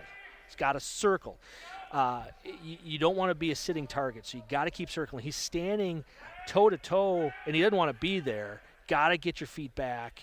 He got caught up going over-under in a position that he shouldn't be in, and that's what caught him there. That's a 3-point takedown, so it's going to be 14-1. That's a 13-point advantage with 1:09 left in the second period as they go off. So it'll be real interesting to see what Waunakee does here. They're probably going to want to keep him down. They're probably going to want to look for a pin here. Keep in mind, once they hit that 15-point margin lead, it stops unless you're in a pinning position. So again, top and bottom have to be mindful of that. And for the Golden Beavers, again, if this is a match that you're not sure you're going to be able to win, you don't want to give up the pin. You want to save bonus points for the team. Now, is this where, in that situation, you would get yourself maybe in a stall situation a little bit? You don't want to stall out because you get too many stall points. That's a DQ, and that's 6 points, too. So you got to keep wrestling. You just can't go to your back.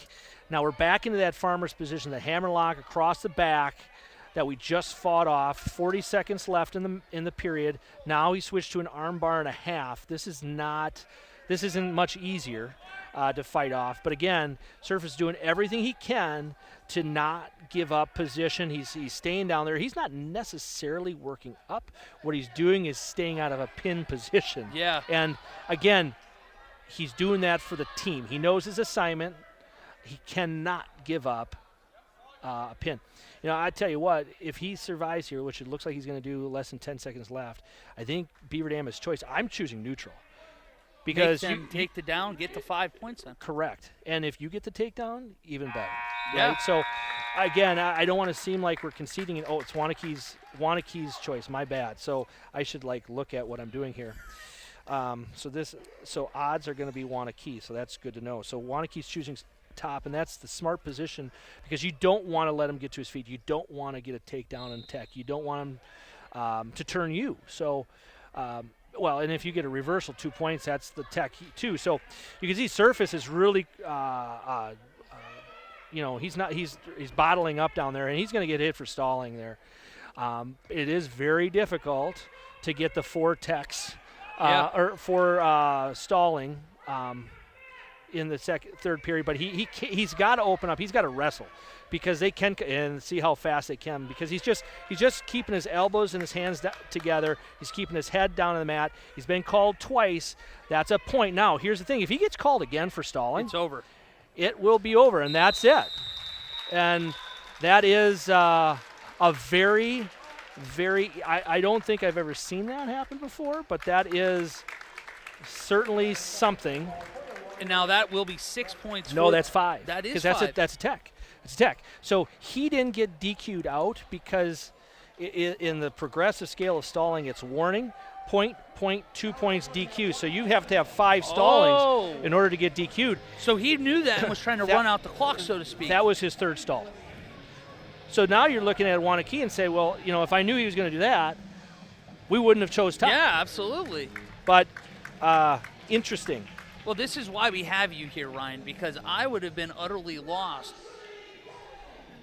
There you have it, a 5-point tech fall because only on that 3rd stall there, as now we're quickly seeing at 120, Waunakee once again getting a quick takedown to go up 3-0 in this match. Yes, this is Dalton Hensley. He's also a 13-pounder. He's wrestling up at 120 in order to get some more weights filled. This is going to be another tough matchup, but again,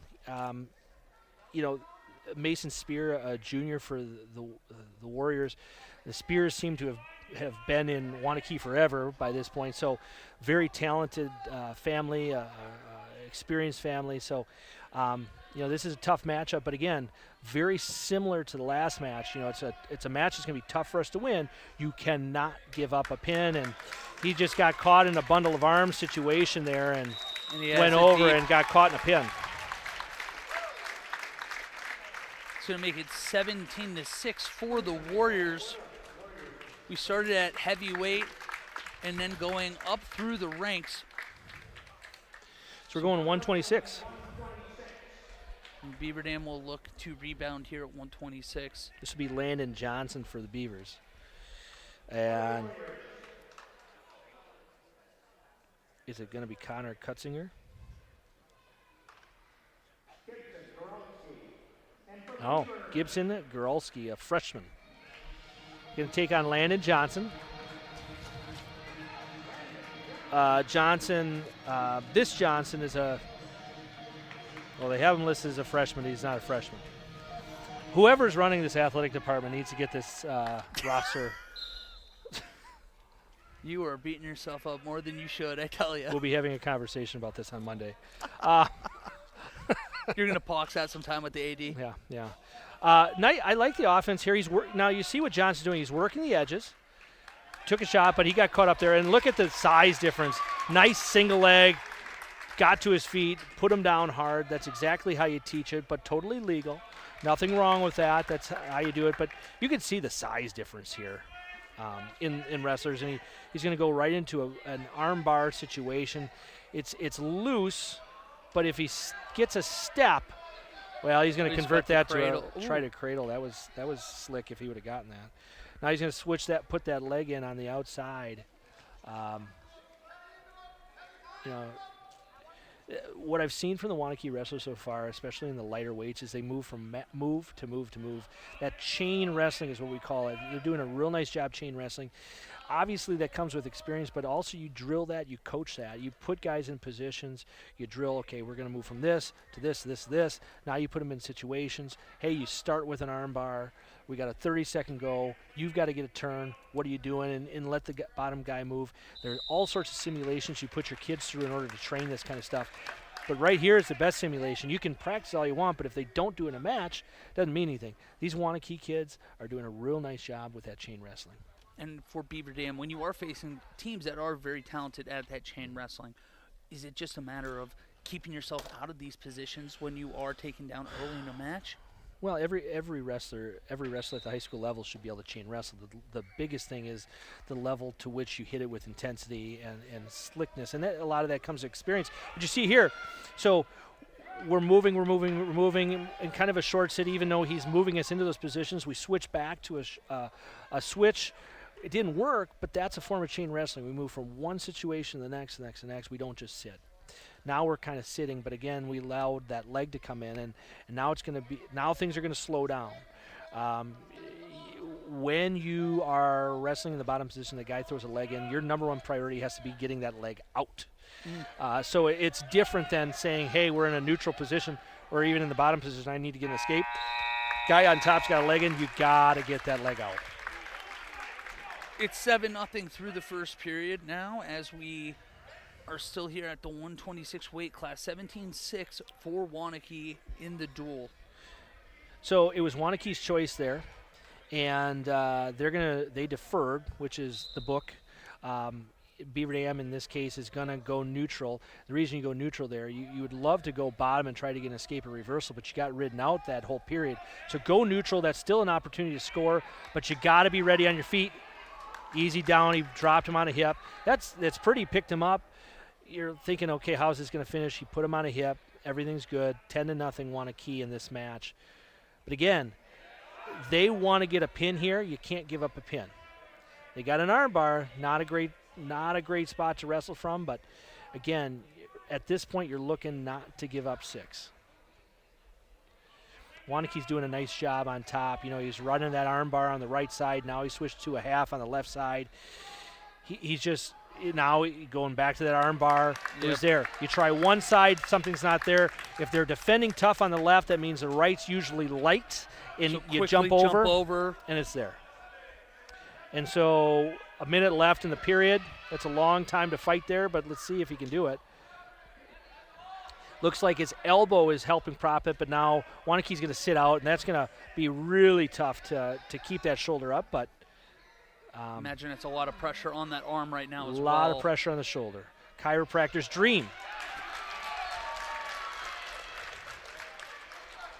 Any chiropractors out there looking for sponsorship? Yeah, I was going to say, wrestling this is would be a great place thing. right now.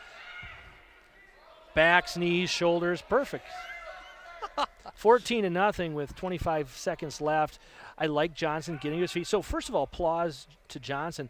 He didn't get pinned. He kept fighting in there. He stayed in good position, and he found a way to get to his feet. He didn't get the escape, but he got to his feet, which means, hey, I'm not giving up here. I'm still fighting. I'm still going. And here's the other thing. If I'm the official, hey, you got to get back to center, man. Yeah. You can't sit down there and adjust your Taking knee. your time. Let's go. You're the aggressive wrestler. Let's go. 1 point would. Interesting. Ooh. So they're going to let him up with 18 seconds left. Remember, a takedown would finish this in a tech. So they're probably, if you're going here, you're saying, I want to throw. Go feet to back. Johnson's going to look for a takedown here. He's in on a single leg. Keep driving. Get your hips underneath you. Look to dump here.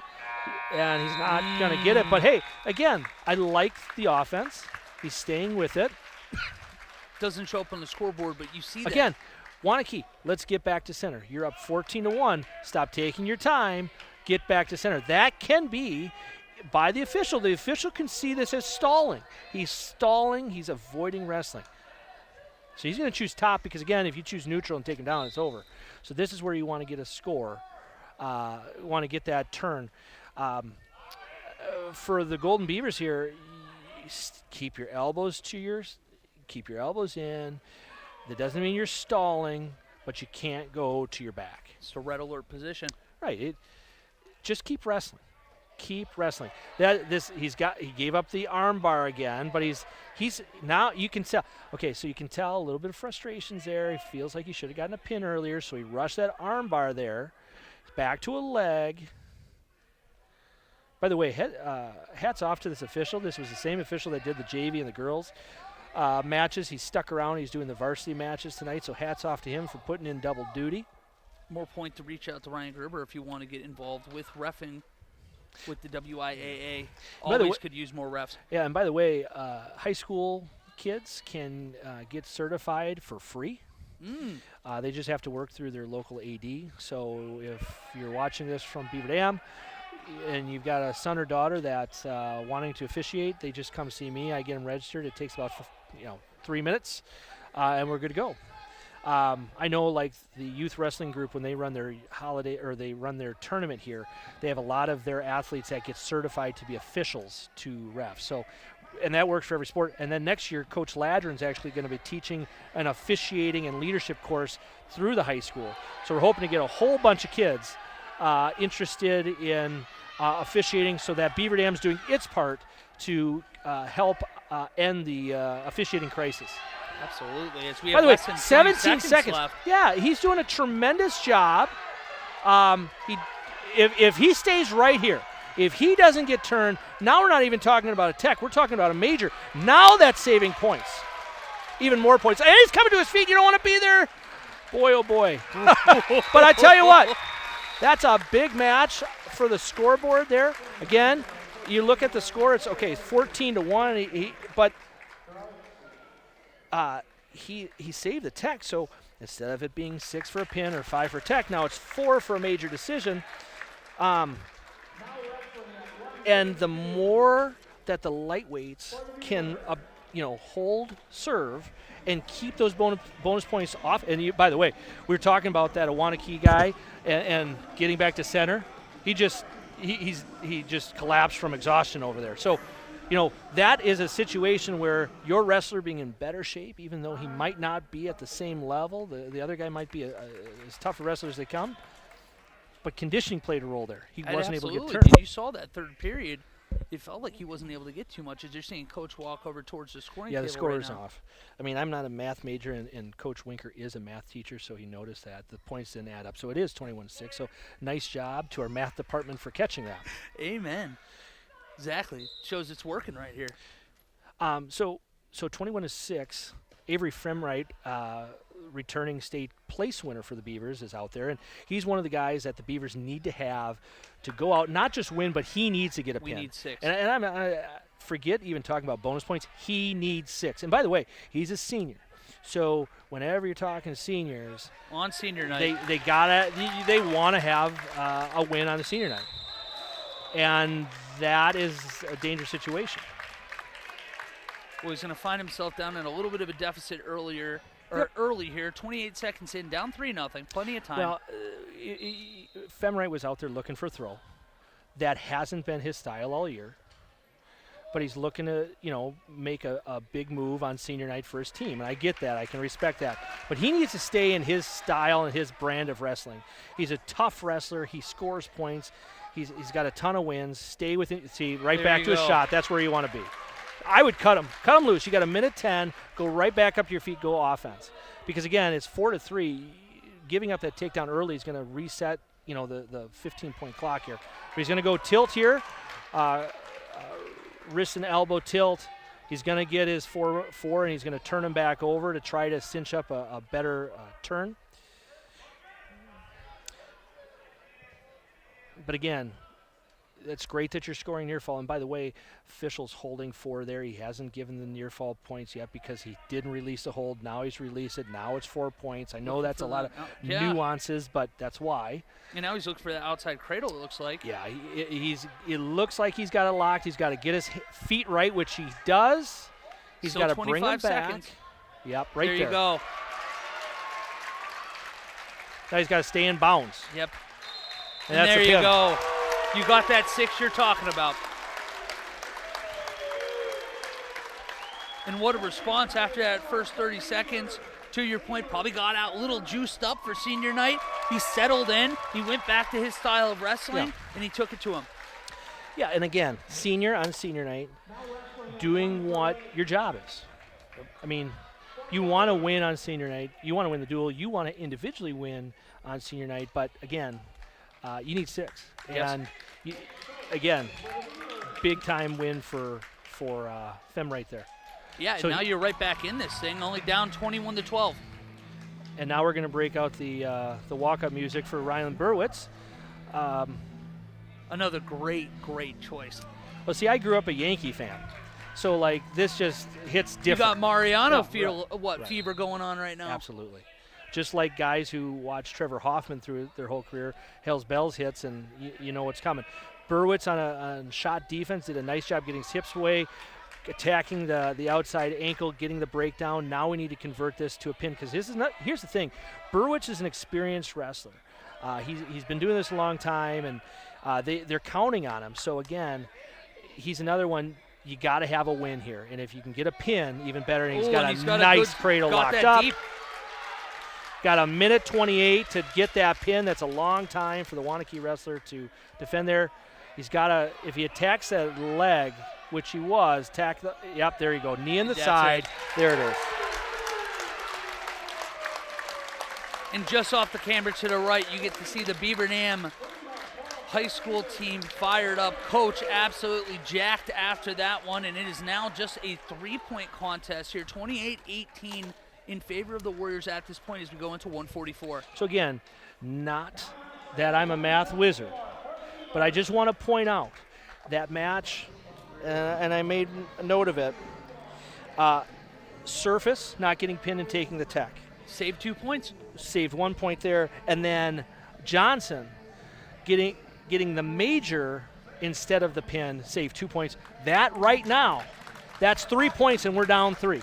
That would be a huge difference, and I know it's only 3 points, but in this sport with how evenly matched these teams are, those 3 points are huge. So again, nice job to those guys saving points for the team, and now you put it on your teammates to go out and win matches. And here's Liam Grunwald. He's a senior. Again, senior night. Last time in a duel, we're gonna host the regional here, so these guys will have another opportunity. But senior night, under the lights, in front of your homestand for the last time, can you go out and get those 3 points to tie this up? Or take the lead.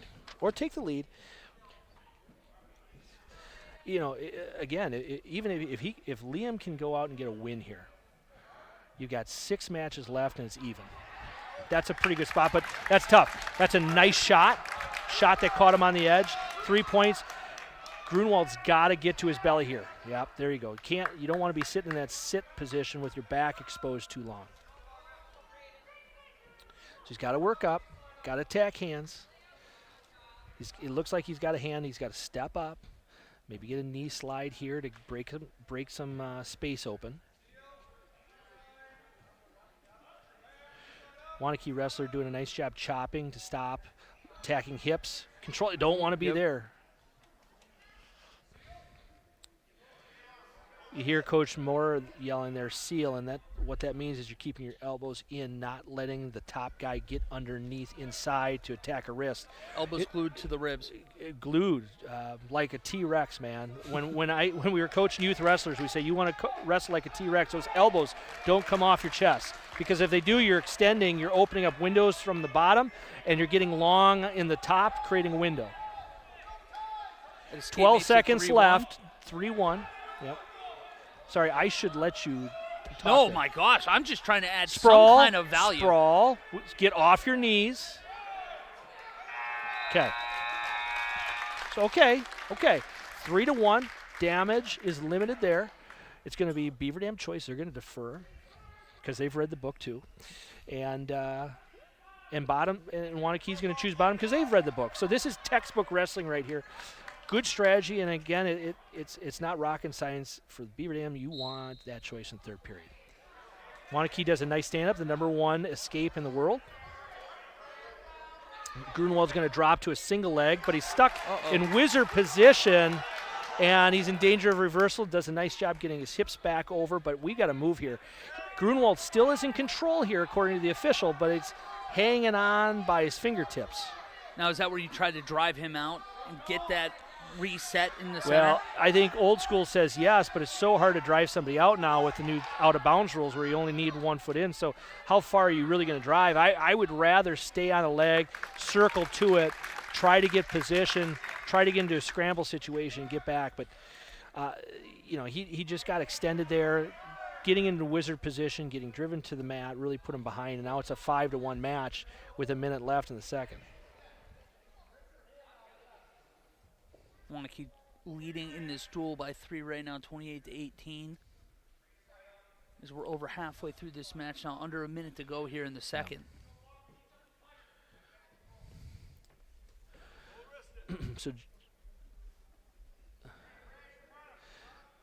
Interesting. So Waunakee's going to cut, let him up to his feet, give him the escape. It's going to be 5-2. So if Grunwald can get a takedown here, he would tie it up with 38 seconds. But he's standing up. He's standing way too tall here. He's got to lower his level a little bit to provide himself an opportunity to defend. Legs, it looks like. He's got to circle, stay with the legs, circle, face. Don't let him get to the edge. Waunakee needs to get to that edge, needs to readjust, snap that head, circle behind with a backhand, get to that ankle, which would help. Just out-hustled him.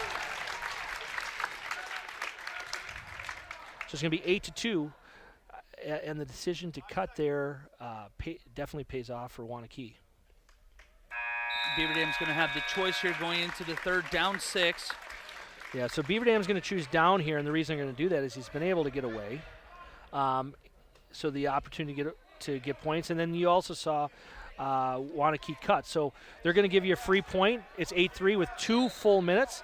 So Grunwald's got to get on the attack here. He's down 5, but he's standing very flat-footed, if you notice. So whenever you're standing flat-footed, it's going to be harder to defend if a guy shoots. It also means it's going to limit your ability to drive on the shot. So he's got to get on the balls of his feet. He's got to throw a hip in there. He just got beat on that takedown. Now he's got to get to his belly. Forget the head. You got nothing there. Get to your belly. So it's 11-3 with 1:30 left. He's got his arm trapped through, so the Waunakee wrestler has a cross wrist all the way pulled tight. Really what you need to do is you need to circle out of that position without giving up a cradle. Now he's up to his base, seal. Let's work on getting back to our feet is where you have to look at right now. Under 70 seconds left here in the third. They're And, going to let him and Waunakee's going to cut him. Yeah, they're looking for bonus points here. Grunwald takes a shot from distance and doesn't get to the leg. That's tough. He's down 7. Waunakee wants a takedown. They want that major decision at 8, not a decision for 3. They're going to both step off. Grunwald needs to circle. He needs to get on the balls of his feet. He needs to be ready to defend if they shoot. Waunakee needs a takedown. They gave up position. They gave up a major to go back on their feet. Wow. Remember, they were up in a major position. They let him go. He was riding just fine. They gave it up thinking they'd get another takedown. Grunwald has to prevent. He's got to get off his knee. He's got to get that leg back. He's got to fight here. You got to put him on a hip there. You got to tight waist, block the hip, put him on a hip because you're letting him get to the corner. Again, you're up, you're down 7. You cannot give up a takedown. Now, he does have that foot block, but he just gave it up. He's got to hold the position for 8 seconds. Can he do it? He's given up position. He's got to scoot, and he's going to give it up. And that takedown gives Waunakee a major. Now again, they allowed for an escape to put themselves in a position, so they're very fortunate that he was able to get that takedown late there. But that's a big point. It effectively makes it, in like football terms, a 2-possession game now. You're at least 2 matches away as a Golden Beaver from potentially taking a lead. So it's 25-18. With 6 matches to go. Now, you've got some youngsters in the lineup here. You still do have both Grows, you have Vitens, and you have Warden. So you have 4 of your hammers still to come. If you can pick up some wins here with some of your younger guys, that would go a long way.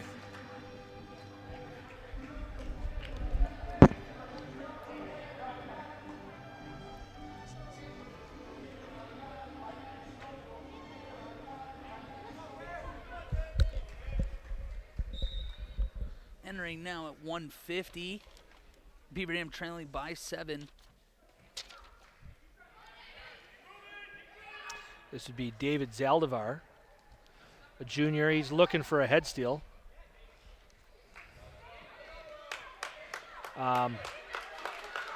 I didn't hear who Waunakee sent. Now, just using the eye test, it looks like he's wrestling up a little bit here. He kind of stepped into that shot there. He's probably light for 150, but that's a tough assignment. A younger wrestler, inexperienced wrestler in a tough duel going out. That's a tough spot, but hey, everyone's got to get their first varsity experience somewhere.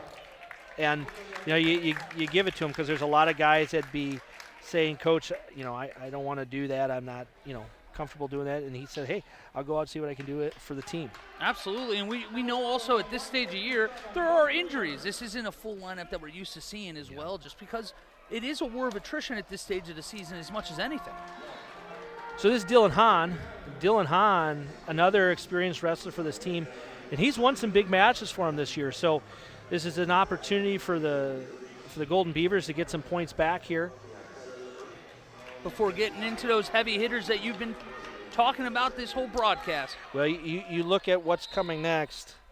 Yeah, the Beavers are going to like their chances in the upcoming matches. This is one they have to be able to go. Nice snap down, got him to his hands. Oh, he didn't convert there. Folks, if you go back and rewind the tape and watch that snap down, he did an excellent job snapping those wrists, getting his opponent's hands on the mat. He just wasn't able to get behind and get the conversion, but that was a heck of a snap down. Yeah. Now he's right back on a 2-on-1. The reason he's not going to score here from this is he doesn't have head position. You got to have, if you got that right arm, you got to have your head on the right side. You got to have same side head. And that just creates, and it makes it super uncomfortable for the other guy, but you can't have your head on the opposite side of a 2-on-1. He's trying to set up a shot, but he took a shot.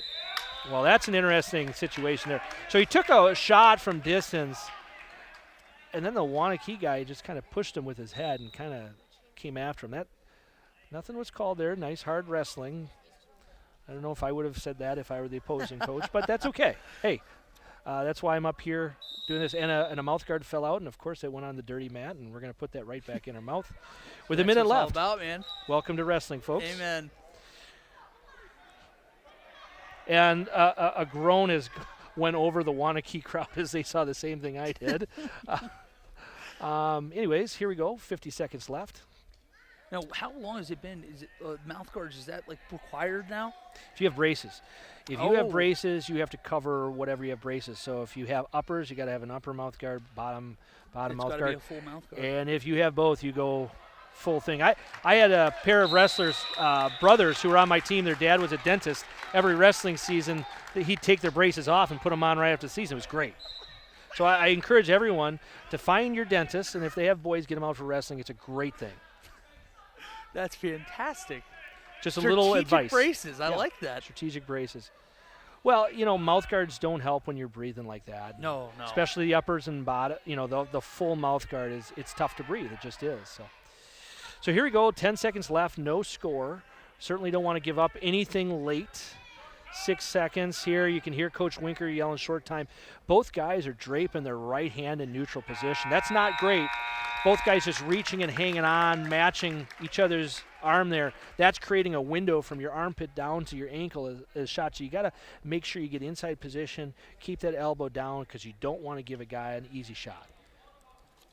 And we actually have a McKinstry's Home Furnishing blood timeout right here. Like that? I love it. Got to get the blood timeout in there for McKinstry's when you got a chance. It's fantastic that we have a sponsored blood timeout. Well, they have it as timeout. I mean, it's a blood timeout. So there you go, McKinstry's. You got your wrestling timeout in there. Now, I have a question for you, Ryan. So obviously right here, Beaver Dam had the choice. They deferred. If you are Waunakee, 0-0, kind of an even first period. Choose what down. is you're choosing down here? You choose down, and here's why. You want to get the first points. You want to get the first points because that's a good strategic thing. Then your opponent's always coming from behind. The other thing is if we get into overtime and it goes to that last overtime, they don't flip a coin anymore. They go to first point scored to give choice. So it incentivizes you going out and getting the first point. So Waunakee, they're going to choose down. Now, if they're terrible in the down position, I don't know. then you might choose neutral. But see, there you go. Like at this point of the year, you should be able to get away from people. So again, it's a 0-0. You want to get the first points. You choose down. That gives you the highest percentage opportunity to score. And look at that nice stand up. 2 seconds in, he was up to his feet. Hahn did a great job returning him to the mat. But I tell you, if I get another McKinstry's blood timeout with Hahn on the mat, I'm going to tell him, guys can't get to their feet in 2 seconds. Yeah. We got to have something on top. I used to tell my wrestlers, you get a couple cautions for free. So it's okay if you start early on a false start from the top position once. Don't let a guy beat you off the whistle. Make that call. Yes.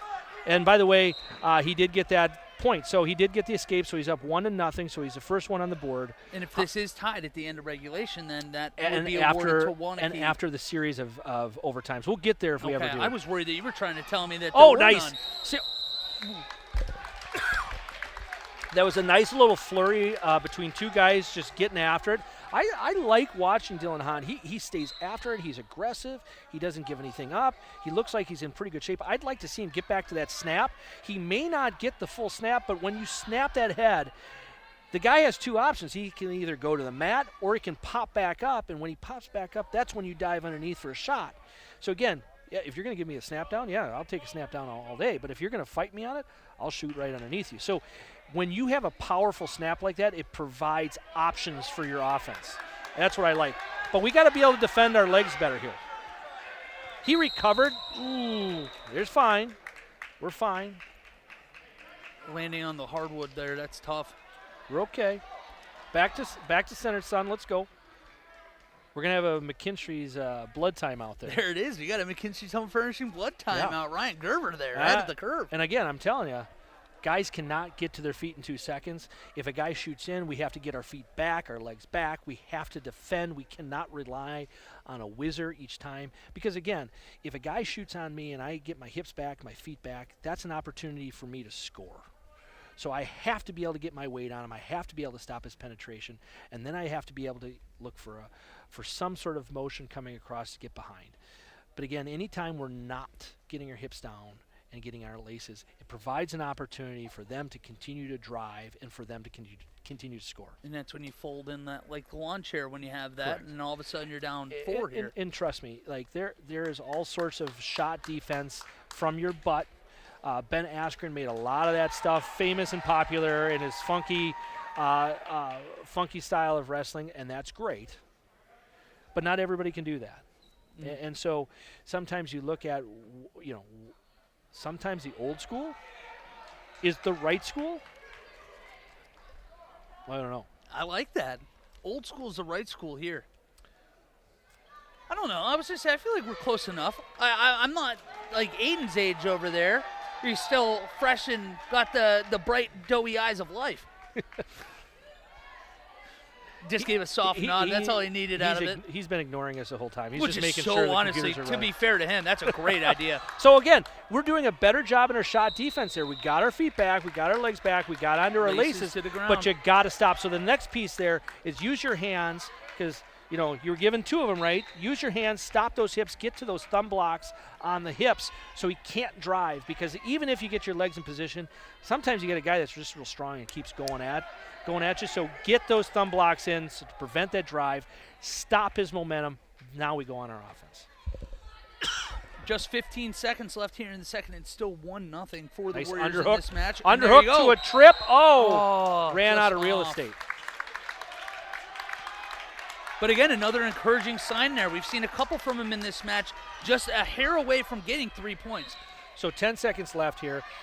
If this stays at 1-0, you got to think Beaver Dam's going to choose down here. Now, my old coach, and even when I coached, would have just won ballistic there. If you're going to adjust your headgear, you do that from 10 feet away. You don't do that when a guy can shoot in on your legs, okay? When you're right in arm's distance. We actually had a drill in practice where you'd be in your stance and the guy would reach up to his head to adjust his headgear, and you shot immediately. And I can't tell you how many times that happens late in the season when a guy adjusts his headgear and a guy shoots and gets in on a leg. If you're going to adjust your headgear, first of all, who cares where your headgear is? Yeah. If it's that bad of a position, the ref will stop it. Nice switch. Nope. He's got to come to the inside of the leg, not over the top of the head. But if you're going to adjust your headgear, you do that from 10 feet away so that you're not going to give up that shot. Dylan's kind of turning in. He's kind of doing a sit and just turn, and now he's got to come out. Ran out of space. Just to say, he's got to reach inside the leg to create a lever point, and then he can sit his hips out to get to that switch. If he just turns in, he's going to expose himself to a potential going to his back. He's doing a nice job getting to a quad pod there. He's moving nice in that bear crawl.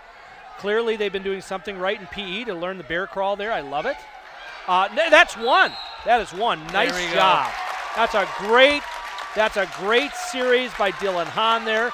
The sideline helped the ref make that call, which I love to see. The team is in it. Now it's 1-1 with 1:23 left. We're tied. Who is going to get these points? Snap, young man. Snap. You see the Waunakee wrestler is leaning heavy. Snap. He's in a square. Yeah, he is reaching. He's in a square stance. He's leaning. Snap him. You showed it early on that you got a good snap. Snap him down. And you're seeing that over here from the Beaver Dam side right now. You see 3 or 4 wrestlers telling them, get the snap in there. Snap. And we're going to have a McKinstry's Home Furnishing blood time again. There you go. But I think it's just blood on the mat that they missed. I don't think either one of them have blood on them. So here, I'm going to set the situation here, Aiden. On minute 9, it is 1-1. The Beavers need this win. Can Dylan Hahn get a takedown here, which would put it to 4-1? You're not talking about bonus points. You're just looking about winning. Can he get a takedown here? That's a big question. And by the way, Waunakee's asking the same question. I just don't know his name, so I didn't put that in the scenario. Sorry. My contract is not going to be renewed for broadcasting. But here we go. Snap. Use that left hand. You want to snap that head. Now he's into his 2-on-1. He's got to get head position. He's on the wrong side again. Now he's in an overhook. Waunakee's in an underhook. You want to clamp down on that underhook. You don't want to give up that position. You're not going to get anywhere with a whizzer there. Now he's going fireman. He's got to bring his right arm over the hip for 2. He lost it. He's in a dogfight. Get that arm. That's 2. That's a takedown. Nice job. He's got to hold him down for 34 seconds. And it's going to feel like a long 34 seconds for Chop, everybody in this get stadium. on a wrist. It's simple. Get on your toes. Drive into him. Chop. Suck him back. Suck him back. 18 seconds left for the Beavers. No roll. Can't have a roll here. He's going to step over. That's a nice situation to be in. If he would go crossface, he would get some near fall points here, but you don't need that. You'll just take this win here. 2 seconds, 1 second. That's a heck of a match by Dylan Hahn. Dylan Hahn with a massive takedown there. At this point, it's got to be our Napleton 151 takedown of the duel tonight. Takes him down with 35 seconds. Gets a big 3 points for the Golden Beavers.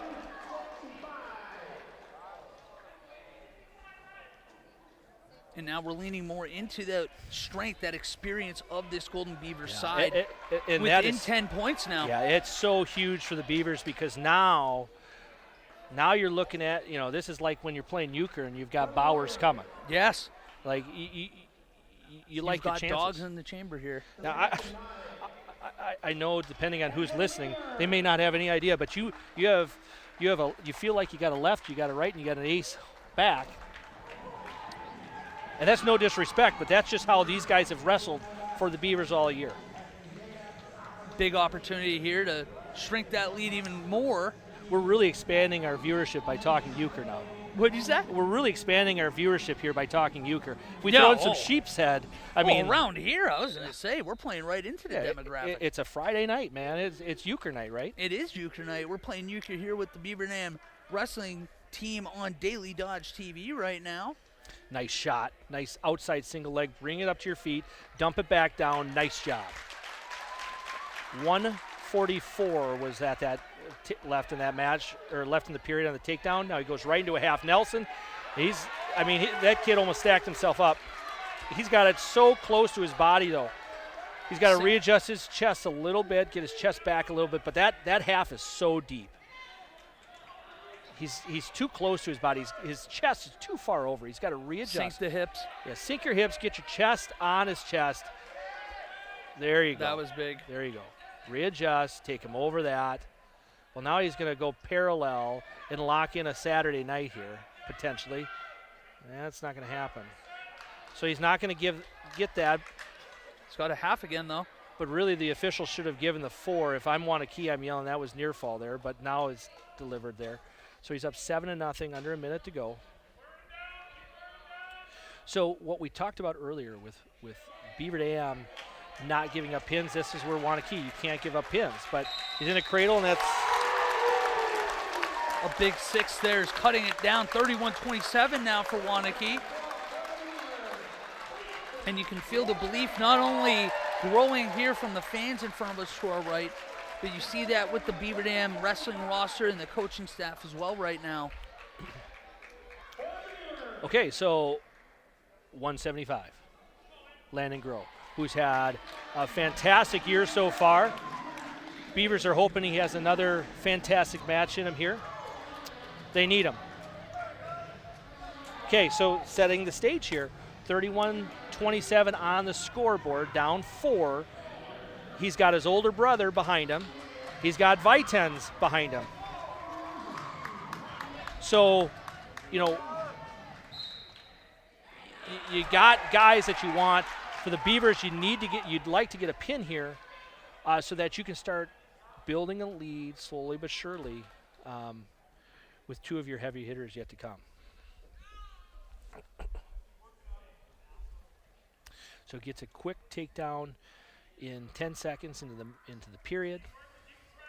You see what he's doing there. He's hooking that near ankle. That really prevents the bottom man from really doing much of anything.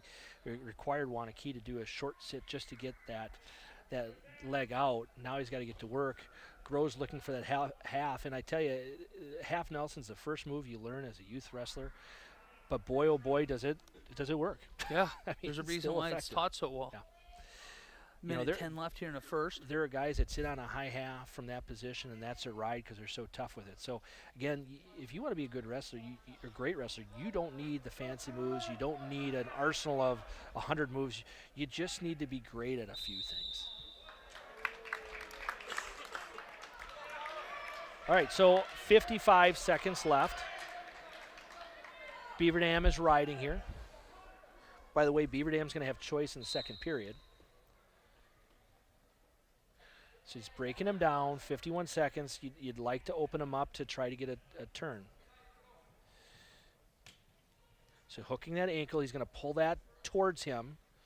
Anytime you put, so that's a fun little old school series when you hook that ankle and really pull that with you. You got to use your feet in wrestling like they're hands. Yes. And if you can pull that ankle on an ankle hook like that, you really have a third hand there and really can start to torque the torso to put your opponent into some tough positions. But he hasn't been able to do much from the top position here. He's got 18 seconds left in this period. He'd love to get a score here. He's got a leg in with a power half. He'd love to get something, but kid's pretty tough on bottom. He's not going to give up a cheap near fall. When he's been on the bottom for about 1 minute and 58 seconds in that first. Yeah, so you heard Coach Newberger yell, on the head, pound on the head, pound on the head. So again, what we talked about earlier during the JV about in the upper weights, you want to lean on them, you want to pound on top. When you got a leg in there, and by the way, Beaver Dam's going to defer here, Waunakee's going to choose neutral. If you're got that leg in and you're pounding on that power half, the bottom man is working so hard to not get turned. That's a nice takedown. I'd cut him loose here and go again. It's 6-0.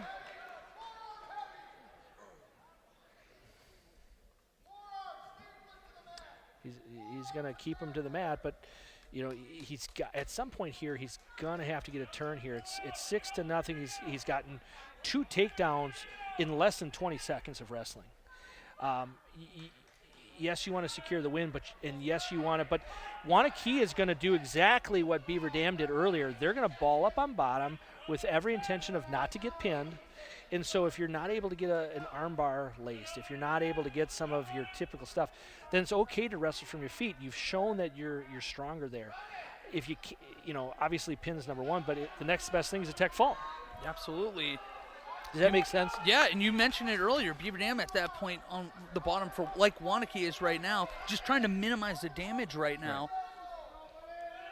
Right. So he's got an arm bar. This kid from Waunakee is pretty tall, which is going to make, anytime you're wrestling someone that's a little taller than you, some of your normal move set is a little harder to get to. When you're running an arm bar and you got a guy that's got nice long legs, they can put out a brace there to really prevent that. They got a lot more arm leverage. He's going to get hit for stalling here again.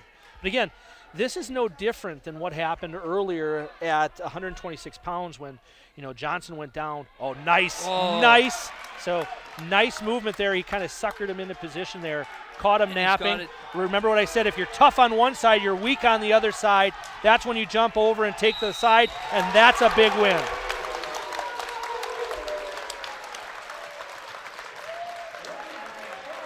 And just like that, Beaver Dam has their first lead of the night in this duel, 33-31. As we go to 190.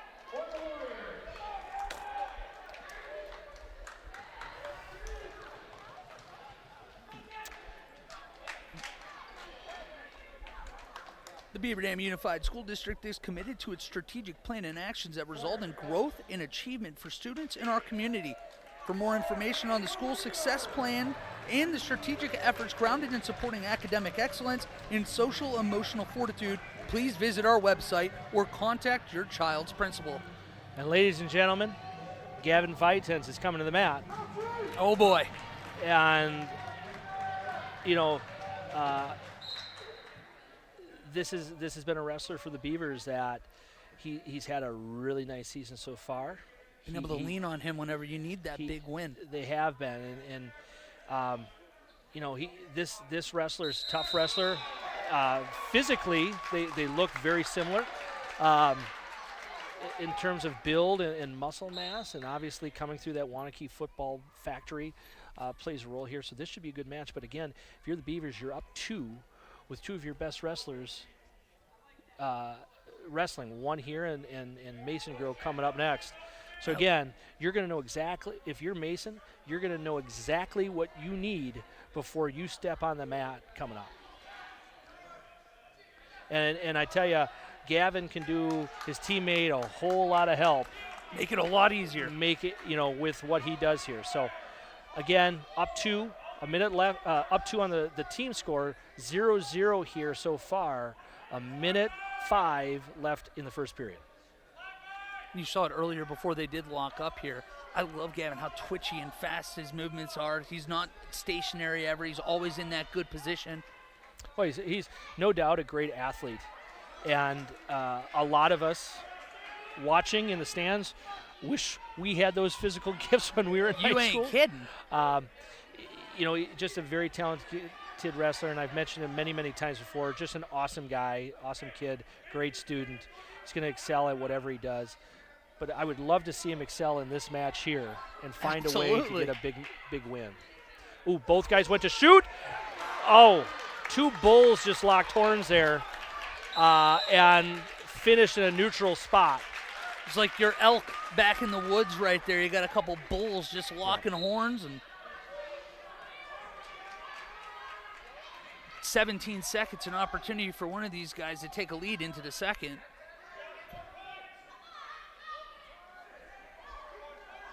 So Waunakee's going to have choice here.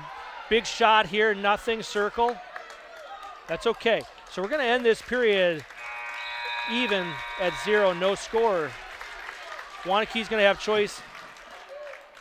Coach Nansky's thinking, he's going to choose down. He wants to get the first points on the scoreboard. Again, that's tough. You either want to get the lead first or it's going to go 3, so you defer. That's one of those things he's really, you could see the wheels turning. What do we want the match to look like? And we're going to have a McKinstry's Home Furnishing blood time. Not on us this time, by the way. And I shouldn't say us. I got to be journalistic here, right? The blood times for Waunakee. Yeah, you're right, but like it's one of those. We got a little green and gold in the blood. That's okay. I mean, I dressed the part, I guess. You definitely did. It's a sharp look. Say, I need to know where they sell those things at. I know a guy. Tell you what, I was fired up about the girls hockey clinching a conference, at least a share last night, because that guarantees another shirt out there. I'm trying to make a collection while I'm here in Beaver Dam, hopefully for the long haul. There you go. Got to add into that. So Vitins stopped the Waunakee movement off the bottom, which is good. Threw a leg in right away. Now he's got to get him flat. He's got to keep his hips on top. He's got to keep pressure in. Winker's yelling that he's got to get a hook, meaning try to hook that other ankle. Now he's going to go with 2 legs in. Typically you throw that second leg in more in an emergency situation. The nice thing is it breaks them down flat here. The problem is that when you have both legs in, it really limits what you can do, because even if you go to a power half here, you're going to have to pull one of those legs out in order to get off to the side to run it. So when you throw a leg in, there's a lot of offense there. Nobody in Wisconsin or across the country runs a cross body ride anymore. Everyone's more of this traditional leg, your kind of parallel ride there. But you only throw a double in an emergency situation. Short time, you're in trouble, or you need to flatten them out. But you notice he went away from that right away because there's not a lot there. Sure.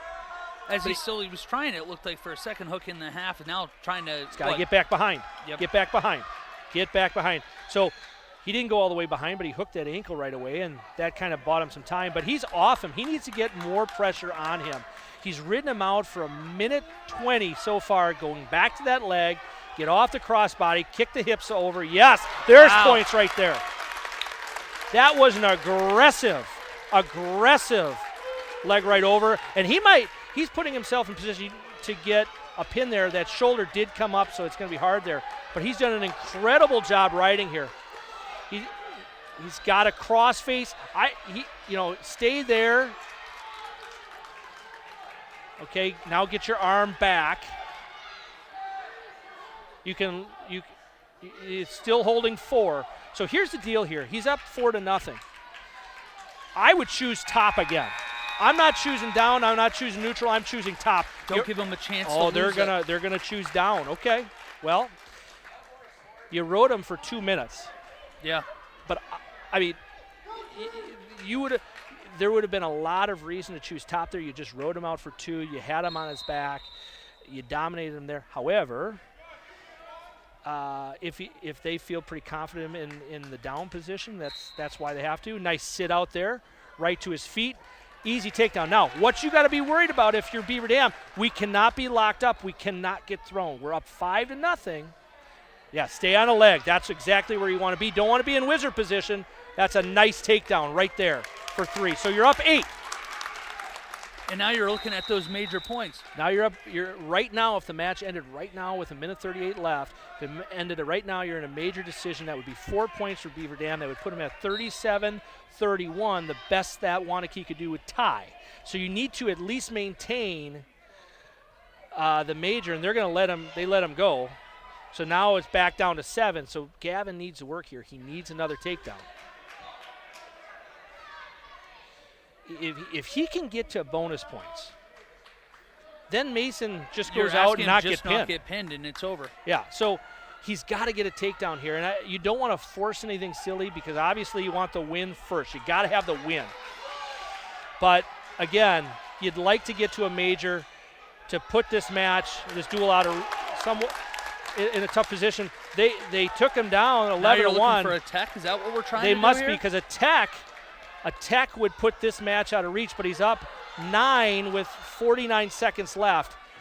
He's going to have to do some things now. He got a stall call there, but you're not going to get enough stall good at this point. No. You got to, at this point, you have to maintain the major. You cannot get taken down.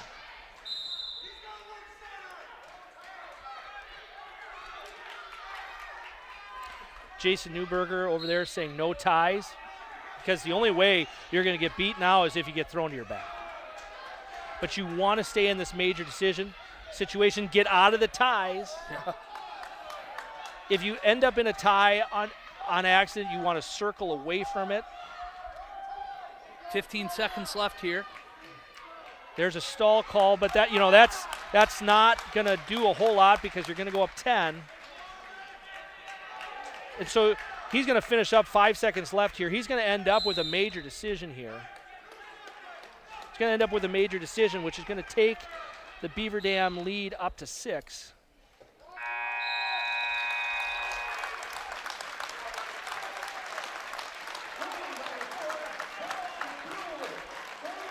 And now all eyes will be on Mason Groh going into this final. And so Groh comes out, and again, he's one of the guys that you want to get this match to. You feel very good about it. And let's just talk about it from the other side. Waunakee needs a pin to tie. Once you tie, then it goes to criteria. You're looking at disqualifications, which none have had. You're looking at unsportsmanlike conducts. You will look at forfeits. You will look at pins. So, again, some insane athleticism shown there. Wish I could jump that high. Ever in my life. The best part about this for the Beavers is you don't have to jump in wrestling, but nevertheless. Again, Mason just has to go out and wrestle. You cannot end up on your back. If he stays off his back, the Beavers are going to win. And by the way, or get DQ'd. You can't get DQ'd or pinned. But at the same time, you're looking for a win here. And Mason's been very, very good this year, as good as anybody. So you feel very good if you're the Beavers that he's going to go out and get a win. Now, what is the You can't get thrown. Circle away from that. You don't want to be there. You don't need to be there. What is the strategy here for Mason, knowing that you are up 6, but you do want to get this win yourself? Well, Mason's an experienced wrestler. He's been doing this a long time. He knows that the team points are at 6. And let's be honest, nobody ever goes out there and says, gee, I hope I can get pinned here, right? Yeah. So, he knows they're up 6. He just has to wrestle his style of wrestling. He needs to wrestle his match, and he'll be fine. But you can't get pinned, and he knows that. Absolutely. Any inexperienced wrestler who's especially one that's done so you can't get thrown. And he had a phenomenal defense to that. Yeah. He could feel that lateral coming. He sold out his hips. If we didn't run out of real estate there, he probably would have had a takedown, and now we're in a different position. And again, so for Waunakee, he needs to win a match for himself, right? Because these guys are going to see each other next week. Conference tournament's coming. So a lot of these matchups that you've seen tonight are very important for head-to-head seeding next week. You're going to see each other in the tournament bracket. So important matches nonetheless. But if as a wrestler, you want to win, but you also want to give your team a chance to tie here. So I wouldn't be surprised if he's looking for a couple throws to try to give them a chance. Just about 15 seconds left here in the first. We're still 0-0 in this match. Look up how 6. aggressive he is in that underhook. You got to get that. Mason's got to keep his left elbow down. Anytime he feels that underhook coming, he's got to collapse that arm. Yeah, collapse down on that arm and get to that shot. So it's going to be Beaver Dam choice. They're going to choose down again, and we've seen that. Again, who wants to get the first point? If you get that choice, you want to choose a position that you feel you can score in. So he's going to choose down, try to get the score right away. Waunakee does a nice job tying up the ankle, is following through, doing a nice job covering hips. This is a good match for Mason at this time of year. A formidable opponent who's doing a nice job on his feet. He's doing a nice job covering hips and following. He's moving both sides. He's not doing a whole lot. He's sitting with a tight waist. Mason's got to see that. He's got to find a way to explode up. I'd like to see a knee slide to get things moving. But he's got to move there. Now he's got his arm trapped. You don't want to give up an arm bar or a coffee grinder. Yeah, so you're fine. Come up to your feet. See, there was the opening. So you get caught sometimes shifting sides. You take the weight off one side from the top position. That creates a window for you to just snap up. Again, wrestling doesn't have to be complicated. If a guy isn't putting weight on that side, put your leg up and stand up. A minute left here in the second. 1-0 right now for Mason Grove. Beaver Dam up 6 in the dual final match of the night here. Inside ties, you want to stay on the inside tie. You know they're looking for throw here. You know that Waunakee's looked on an underhook to go for a lateral, so you want to stay on the inside tie. Do not allow them inside on your arm. We're draping, so you see Mason's draping that left hand to the collar. That's allowing Waunakee to come in on an underhook. We don't want to drape. He's done the adjustment. He just made that adjustment. He brought the elbow to the inside on the collar tie there. You see now they're on the outside. We gave it up. That's just pummeling, but you want to stay on the inside of that tie because the more you stay on the inside of that tie, the less opportunity there is for throws. 10 seconds here in the second. Still 1-0. Yep. Coach Moore is arguing for heavy hands, and that's simply back. Every time you're on a collar tie, you got to feel like there's 20 pounds of bricks on each one of your hands, and you're just not clubbing illegally, but like you got big old bear paws. You got to be acting with conviction. Yeah. And again, that's kind of like going back to a boxing analogy. Every time you hit a body blow, those punches add up later. Anytime that I'm in neutral and I'm snapping on the head with heavy hands, those things add up. That fatigues your opponent. And opens things up for you, by the way. Nice stand-up by Waunakee there. Was tenacious, got away with 6 seconds, in 6 seconds.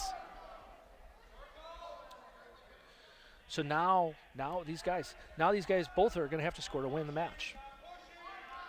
Now if this circle. We don't want to go straight back. You don't want to go straight back. You got to circle. You have to circle. Mason's actually got an underhook here. He's got to elevate the underhook and circle towards it. Elevate your left hand, circle to it.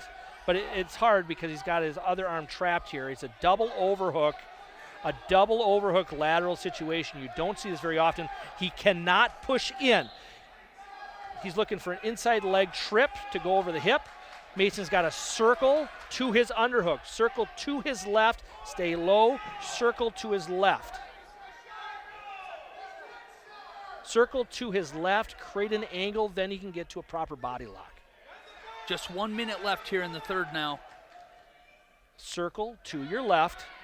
Elevate that underhook. Circle to your left. And they just got there. So, again, that's big boy Greco wrestling there. Again, you want to circle to your underhook to create an angle that you can possibly drop down to a leg, to a body lock, but more importantly, you're not pushing directly in where you can get potentially thrown. Circle, Mason. Mason has to circle. If we have a situation again where he goes straight back like that, that ref is going to be looking to call. And there is 30 seconds now. Look how heavy Waunakee's pushing. He's almost 45 degrees straight out pushing in. That's where you need to snap. That's where those heavy hands come in. We don't want to be locked up ear to ear. We want to be snapping on that head. Look how much he's leaning and pushing. And actually both guys are. That's where we need to snap. A takedown from either here would win it under 10 seconds. Got to circle. Got to circle. Got to circle. So we're going to go to overtime here, folks, which means we're going to just stay right on our feet for a minute. And it's sudden death. So you get a takedown, match ends. We're going to go a minute. They got to get the right time up there. They've got 2 minutes. If you have a takedown going into an immediate near fall, do they let that continue in overtime? If he can pin, they will for team points.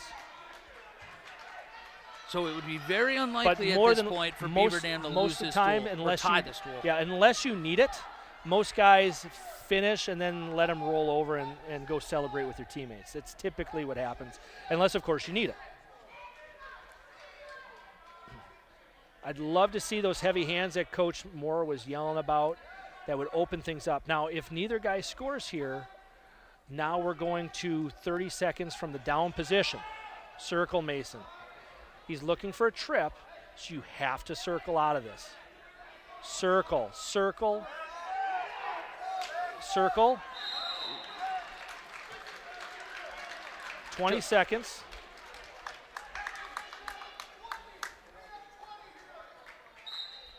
This has been even throughout, as you'd imagine, in overtime. 15 seconds left. Two very strong, big guys that probably in most of their matches are bigger than the guy, and they outmuscle him. Mason got out of position there, gave up the corner, did a nice job getting his hips turned, but he's still not out of the woods there. Now we're going to the mat, 30 seconds. So it's going to be Beaver Dam's choice.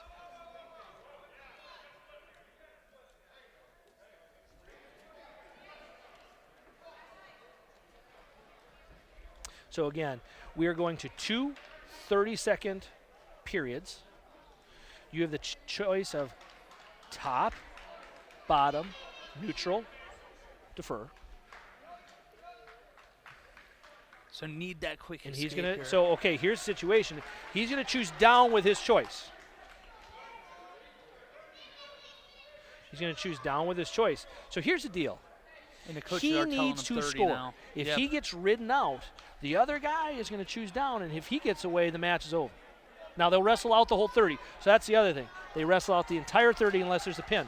So Mason's got to score points here because Waunakee's going to choose down. And you saw that next. quick escape from Correct. Waunakee in that second period. Mason's or doing a third nice period. job, knee sliding, getting up to his feet. He's got a kick. He is not out of the woods. He has not scored points. This is a tough situation. Waunakee's going to hold on to that ankle. You got to kick. You got to move. He's got to come up. You got to keep kicking. They're going to stop it for potentially dangerous. Mason's got to keep kicking and turning in that situation because he could have got a stall call. Again, Mason looks like he's the guy that's got a little bit more freshness to him here. He's got to come back up. Got to get back up. Come up to your feet. Kick your hips. Get your hips back. Put them on a hip. Shot defense. 6 seconds left. Waunakee's going to hold on there. Okay, so setting the stage. Setting the stage. Waunakee's going to choose down. Now they will wrestle this entire 30 seconds. So if he if gets you give away, that up, you got to get a takedown. Yeah, if he gets it away, they're going to continue wrestling the 30 seconds. So Grove's got a choice here. You either keep him down or you let him go and get a takedown. But if you're going to ride him and he gets away, you better be moving. And he's going for He that can same still move, get going called for for the a ankle. stall too. So that's going to be a potentially dangerous. And frankly, in that situation, you're going to see a lot of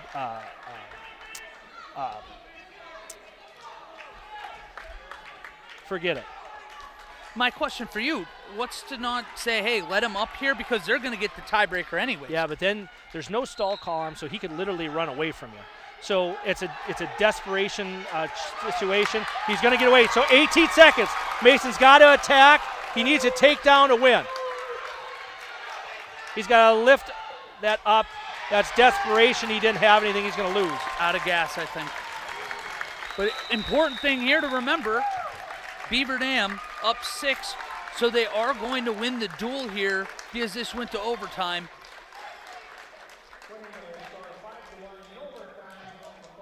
Well, they should have wrestled the 5 seconds.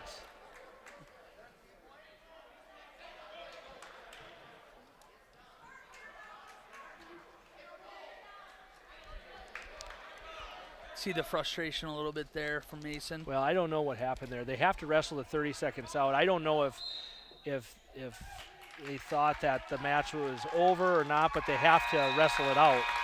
But here, that's a good, tough, hard-fought match. It's going to lose in overtime there. That's going to be 3 more points for the Warriors, 34-37. But here's the deal. Heck of a match. Beaver Dam's going to come out a 37-34 winner, which means they still have hopes of a conference title. And by the way, I didn't mention earlier, Milton, who beat us head-to-head, lost to Monona Grove. So this conference title is going to come down to who finishes better at the tournament. We'll see at Saturday. Oh, look at that, Ryan Gerber. I was going to say, talk about me now having goosebumps over here. Let's add a couple T-shirts to the collection. Let's get one for wrestling, too. 37-34 here. Beaver Dam does come out on top in a very tough bout on senior night. We're going to step aside for a short break and possibly talk to Coach if he has time after this. You are watching Beaver Dam Wrestling on Daily Dodge TV. Are you ready for peace of mind? Chad Guzzi here, owner of Air Care in Beaver Dam.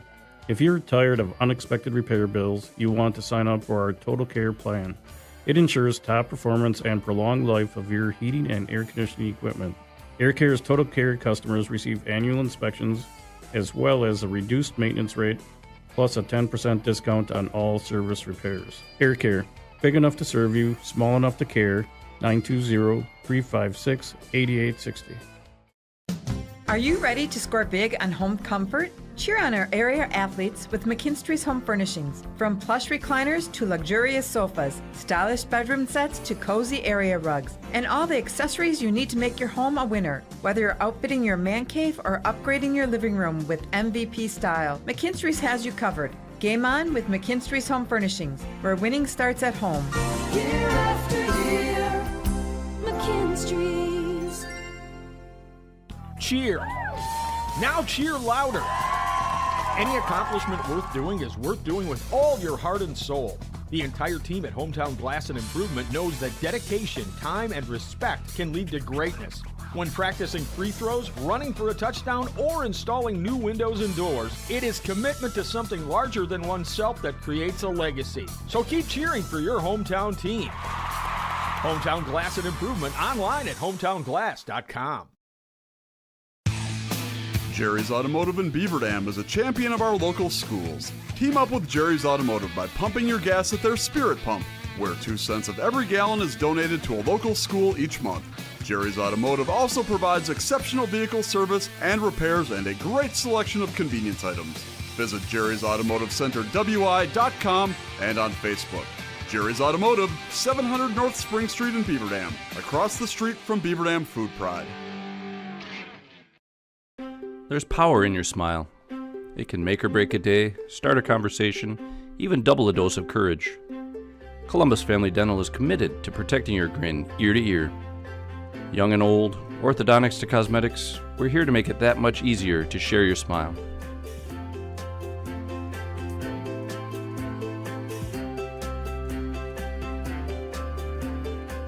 Columbus Family Dental, now accepting every kind of smile.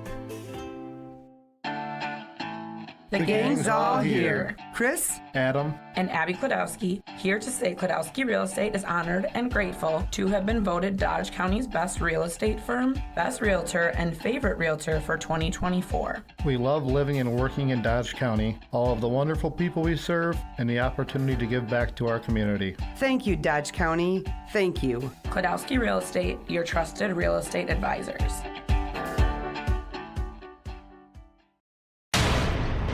You're watching the Daily Dodge Postgame Show.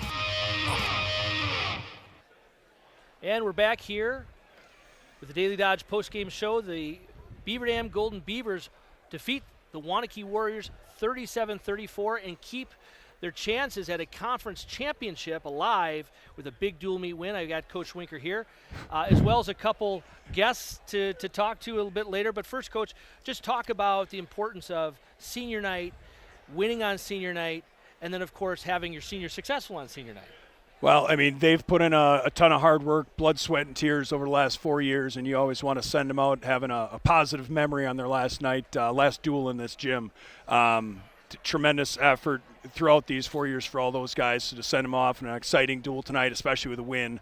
Having those guys coming out at the end of the match, having to get big wins and pins to be able to put us in a position to win was excellent and fitting for them. So we're going to talk about two of these guys that are waiting for me, but I'm not going to ask you about them. I'm going to talk to them.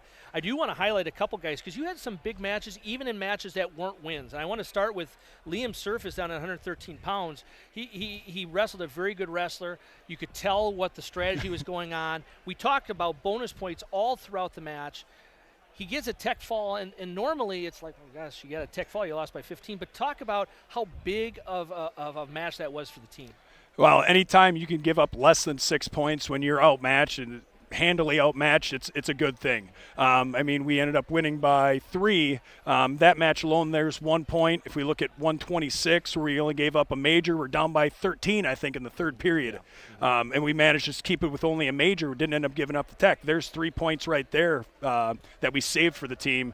That's the difference in a tie versus, giving up they have to go to criteria to determine the outcome. Well, and that was where I was going next. Landon Johnson doesn't get a win. He's in tech fall situation, and I'm sure Waunakee's looking for a pin there. Not only does he stay off his back, but he gets out of tech fall criteria and keeps it to a major. You know, I was never a math guy. You're a math teacher. I brought that up.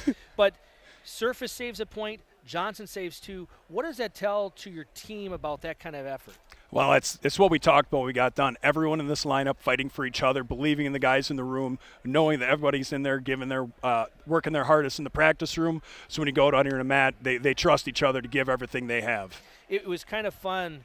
You know, Dylan Hahn, we'll be talking about him here, but you got to 165, you had to feel like you had things in your court. Yeah. Once we got the match at 57, that really made us feel a lot better. We talked to the 4 guys that were left as far as, hey, we get the 37, best they can do is tie, and they're not likely to. That last match we knew was going to be a barn burner, but we didn't figure it was going to end in a pin. So we get the 37. Even in worst case scenario, we end up in a tie, and I believe we would have had criteria. Coach, I'm going to leave you on this one. You lost to Milton early. I think that was a 1-point match or very close. They got beat by Monona Grove. You came in and wrestled a Waunakee team that's been having their way with a lot of teams. You beat them heads up. So everyone's pretty much even going into the Badger Conference tournament at DeForest. What does your team need to do in order to position themselves to bring home a conference title the first time in the Badger Conference? Everybody's got to score points. I mean, we got our seniors, our upperclassmen. We got some very talented wrestlers. You know, we're looking that we should have 4 or 5 guys in the top 3. Well, that's going to score a lot of points. But now we need 14 guys coming back and winning matches, getting pins where they can, coming back and finishing in the top 8. If we got 12, 13 guys finishing in the top 8, your heavy hitters are scoring a lot of points, and even your middle of the road guys are scoring points for the team. And I mean, the plan is that, you be able to outmatch other teams, not only because you have the high-end talent, but you have the mid-range talent to also score points and really add up all those points at the end of the day. It's going to be a lot of fun. It is. I'm going to bring in Burwitz next. We're going to go in order. Congratulations, Coach, on the nice win. Thank you. Back to work on Monday. Rylan Burwitz joins us now. Burwitz had a big win at 138 pounds. Rylan, you've been in a couple tough spots this year, a lot of pressure spots. I know it hasn't always gone your way. You've been frustrated. Tell us just what it feels like to be in that spot here and come up with a huge pin. Well, I gotta go out there and help the team, do what I can. We had to get the pin tonight to pretty much secure the duel, and I only got like a year left, so I got to leave it all out there, all that I can. So you kind of spoke to that. What is it? When you're not a senior and it's senior night, what kind of pressure do you put on yourself or tasks do you put out there to make sure that these seniors leave on their senior night happy? I got to give it all out there for them. It's all for them. So I'll pose a question again. Conference is coming up. Everyone's level and even. What do you got to do in order to bring home some hardware next Saturday at DeForest? I go as hard as I can. Got to run some of the matches for 6 minutes. Okay. Do what I can. You keep wrestling like that, it's going to be a good end of the year. Congratulations. Thank you, awesome sir. job. Dylan Hahn's going to come up here next. Dylan, you came out at 157 pounds. The momentum had started to swing towards the Beaver Dam way. And then you guys lost at 144 and 150, some tough matches there. Yeah. What's going through your head as the momentum kind of shifts back Waunakee's way and you're coming out? Well, I'm going to get the microphone ready. So, honestly, before the match, I just got to mentally prepare. I just think win, win, win, win, win. Just keeps replaying in my head, and don't think about the opponent, just think about the match. In other words, control what you can control. Yeah. You came out and were aggressive right away, attacked. It was a fun match to watch. I wrote on my notes here, gutsy. Yeah. And it was a 1-1 match late into the third period, and you hit a move that I love to see because I'm old school. You don't see it very often, but you went with a fireman's. Yeah. Is that part of your repertoire? Or is that something that, hey, it's a position I'm in, I'm going to go for it? That's what I was thinking. I was in that position. I was ready. I was just, might as well go for it in that position. So I want to point something out here. So win by decision, which is what you had, is worth 3 points. Beavers win 37-34. Yeah. Your match turned the tide, not only in the momentum, but sealed the win for the Beavers. Yeah. How does it feel to put yourself in that position and help not only keep the dream alive for a conference championship, but to send these seniors out the right way? You know, it feels good. Makes me happy realizing that, because like if I were to lose that match, I'll like at the end I would just be thinking down. I'll be like, oh man, I could have done better, but I did do better. You did. You absolutely did better, and we were both super impressed. So I'll ask you the last question I asked everybody else. Conference is coming up. What do you got to do to prepare yourself in order to bring home some hardware next Saturday? Just it's the mental things now. Like I think I got the armory, and I think I got all the moves. I just need to go out mentally ready and tough. A lot of guys talk about I need to work on this technique piece, I need to do this, I need to work on my conditioning. You're over talking about what really matters, that mental part of it, and it was very obvious what you did, going out, being mentally tough, believing in yourself, and made it happen. And by the way, in a very tough environment, in a very tough part of the match. Yeah. Congratulations, young man. That was an awesome match. Thank you. Appreciate Congratulations. We'll get you out of here on that. All Go right. celebrate with your teammates. Thank you. We're going to invite Wally back in. Tell you what, I'm not going to have a job, Ryan, if you keep doing that right there. Tell you what, this is hard stuff, but made it look like way too easy for you. Look, just very, very impressed with this group. This team, this program has seen some adversity this year. They've got guys in and out of the lineup. They lost a couple duels here at home that I think if you talk to Coach Winker, probably felt that they shouldn't. It would be easy to be licking your wounds and not maybe wrestle your best. But boy, these kids come out inspired, and we talked about it. We're strong in the uppers. What can the lightweights do? I got to go back to Landon Johnson. I got to talk about Dylan Hahn. What an incredible match these guys had. So very, very proud of the effort tonight. These guys should be proud, and a lot of momentum going into that conference tournament. Yeah, it feels really good going in, coming off a win like this, avenging an earlier loss at that. Ryan, I'm going to leave you with the final word here before we read out here. What else? Is there anything you can say going into this conference tournament this weekend? What are you thinking? What are you expecting to see from this Golden Beaver side? I think this team has got a lot of talent, and Coach Winker brought it up. There's guys in the lineup that they expect to do very well. It's how do the everybody else score.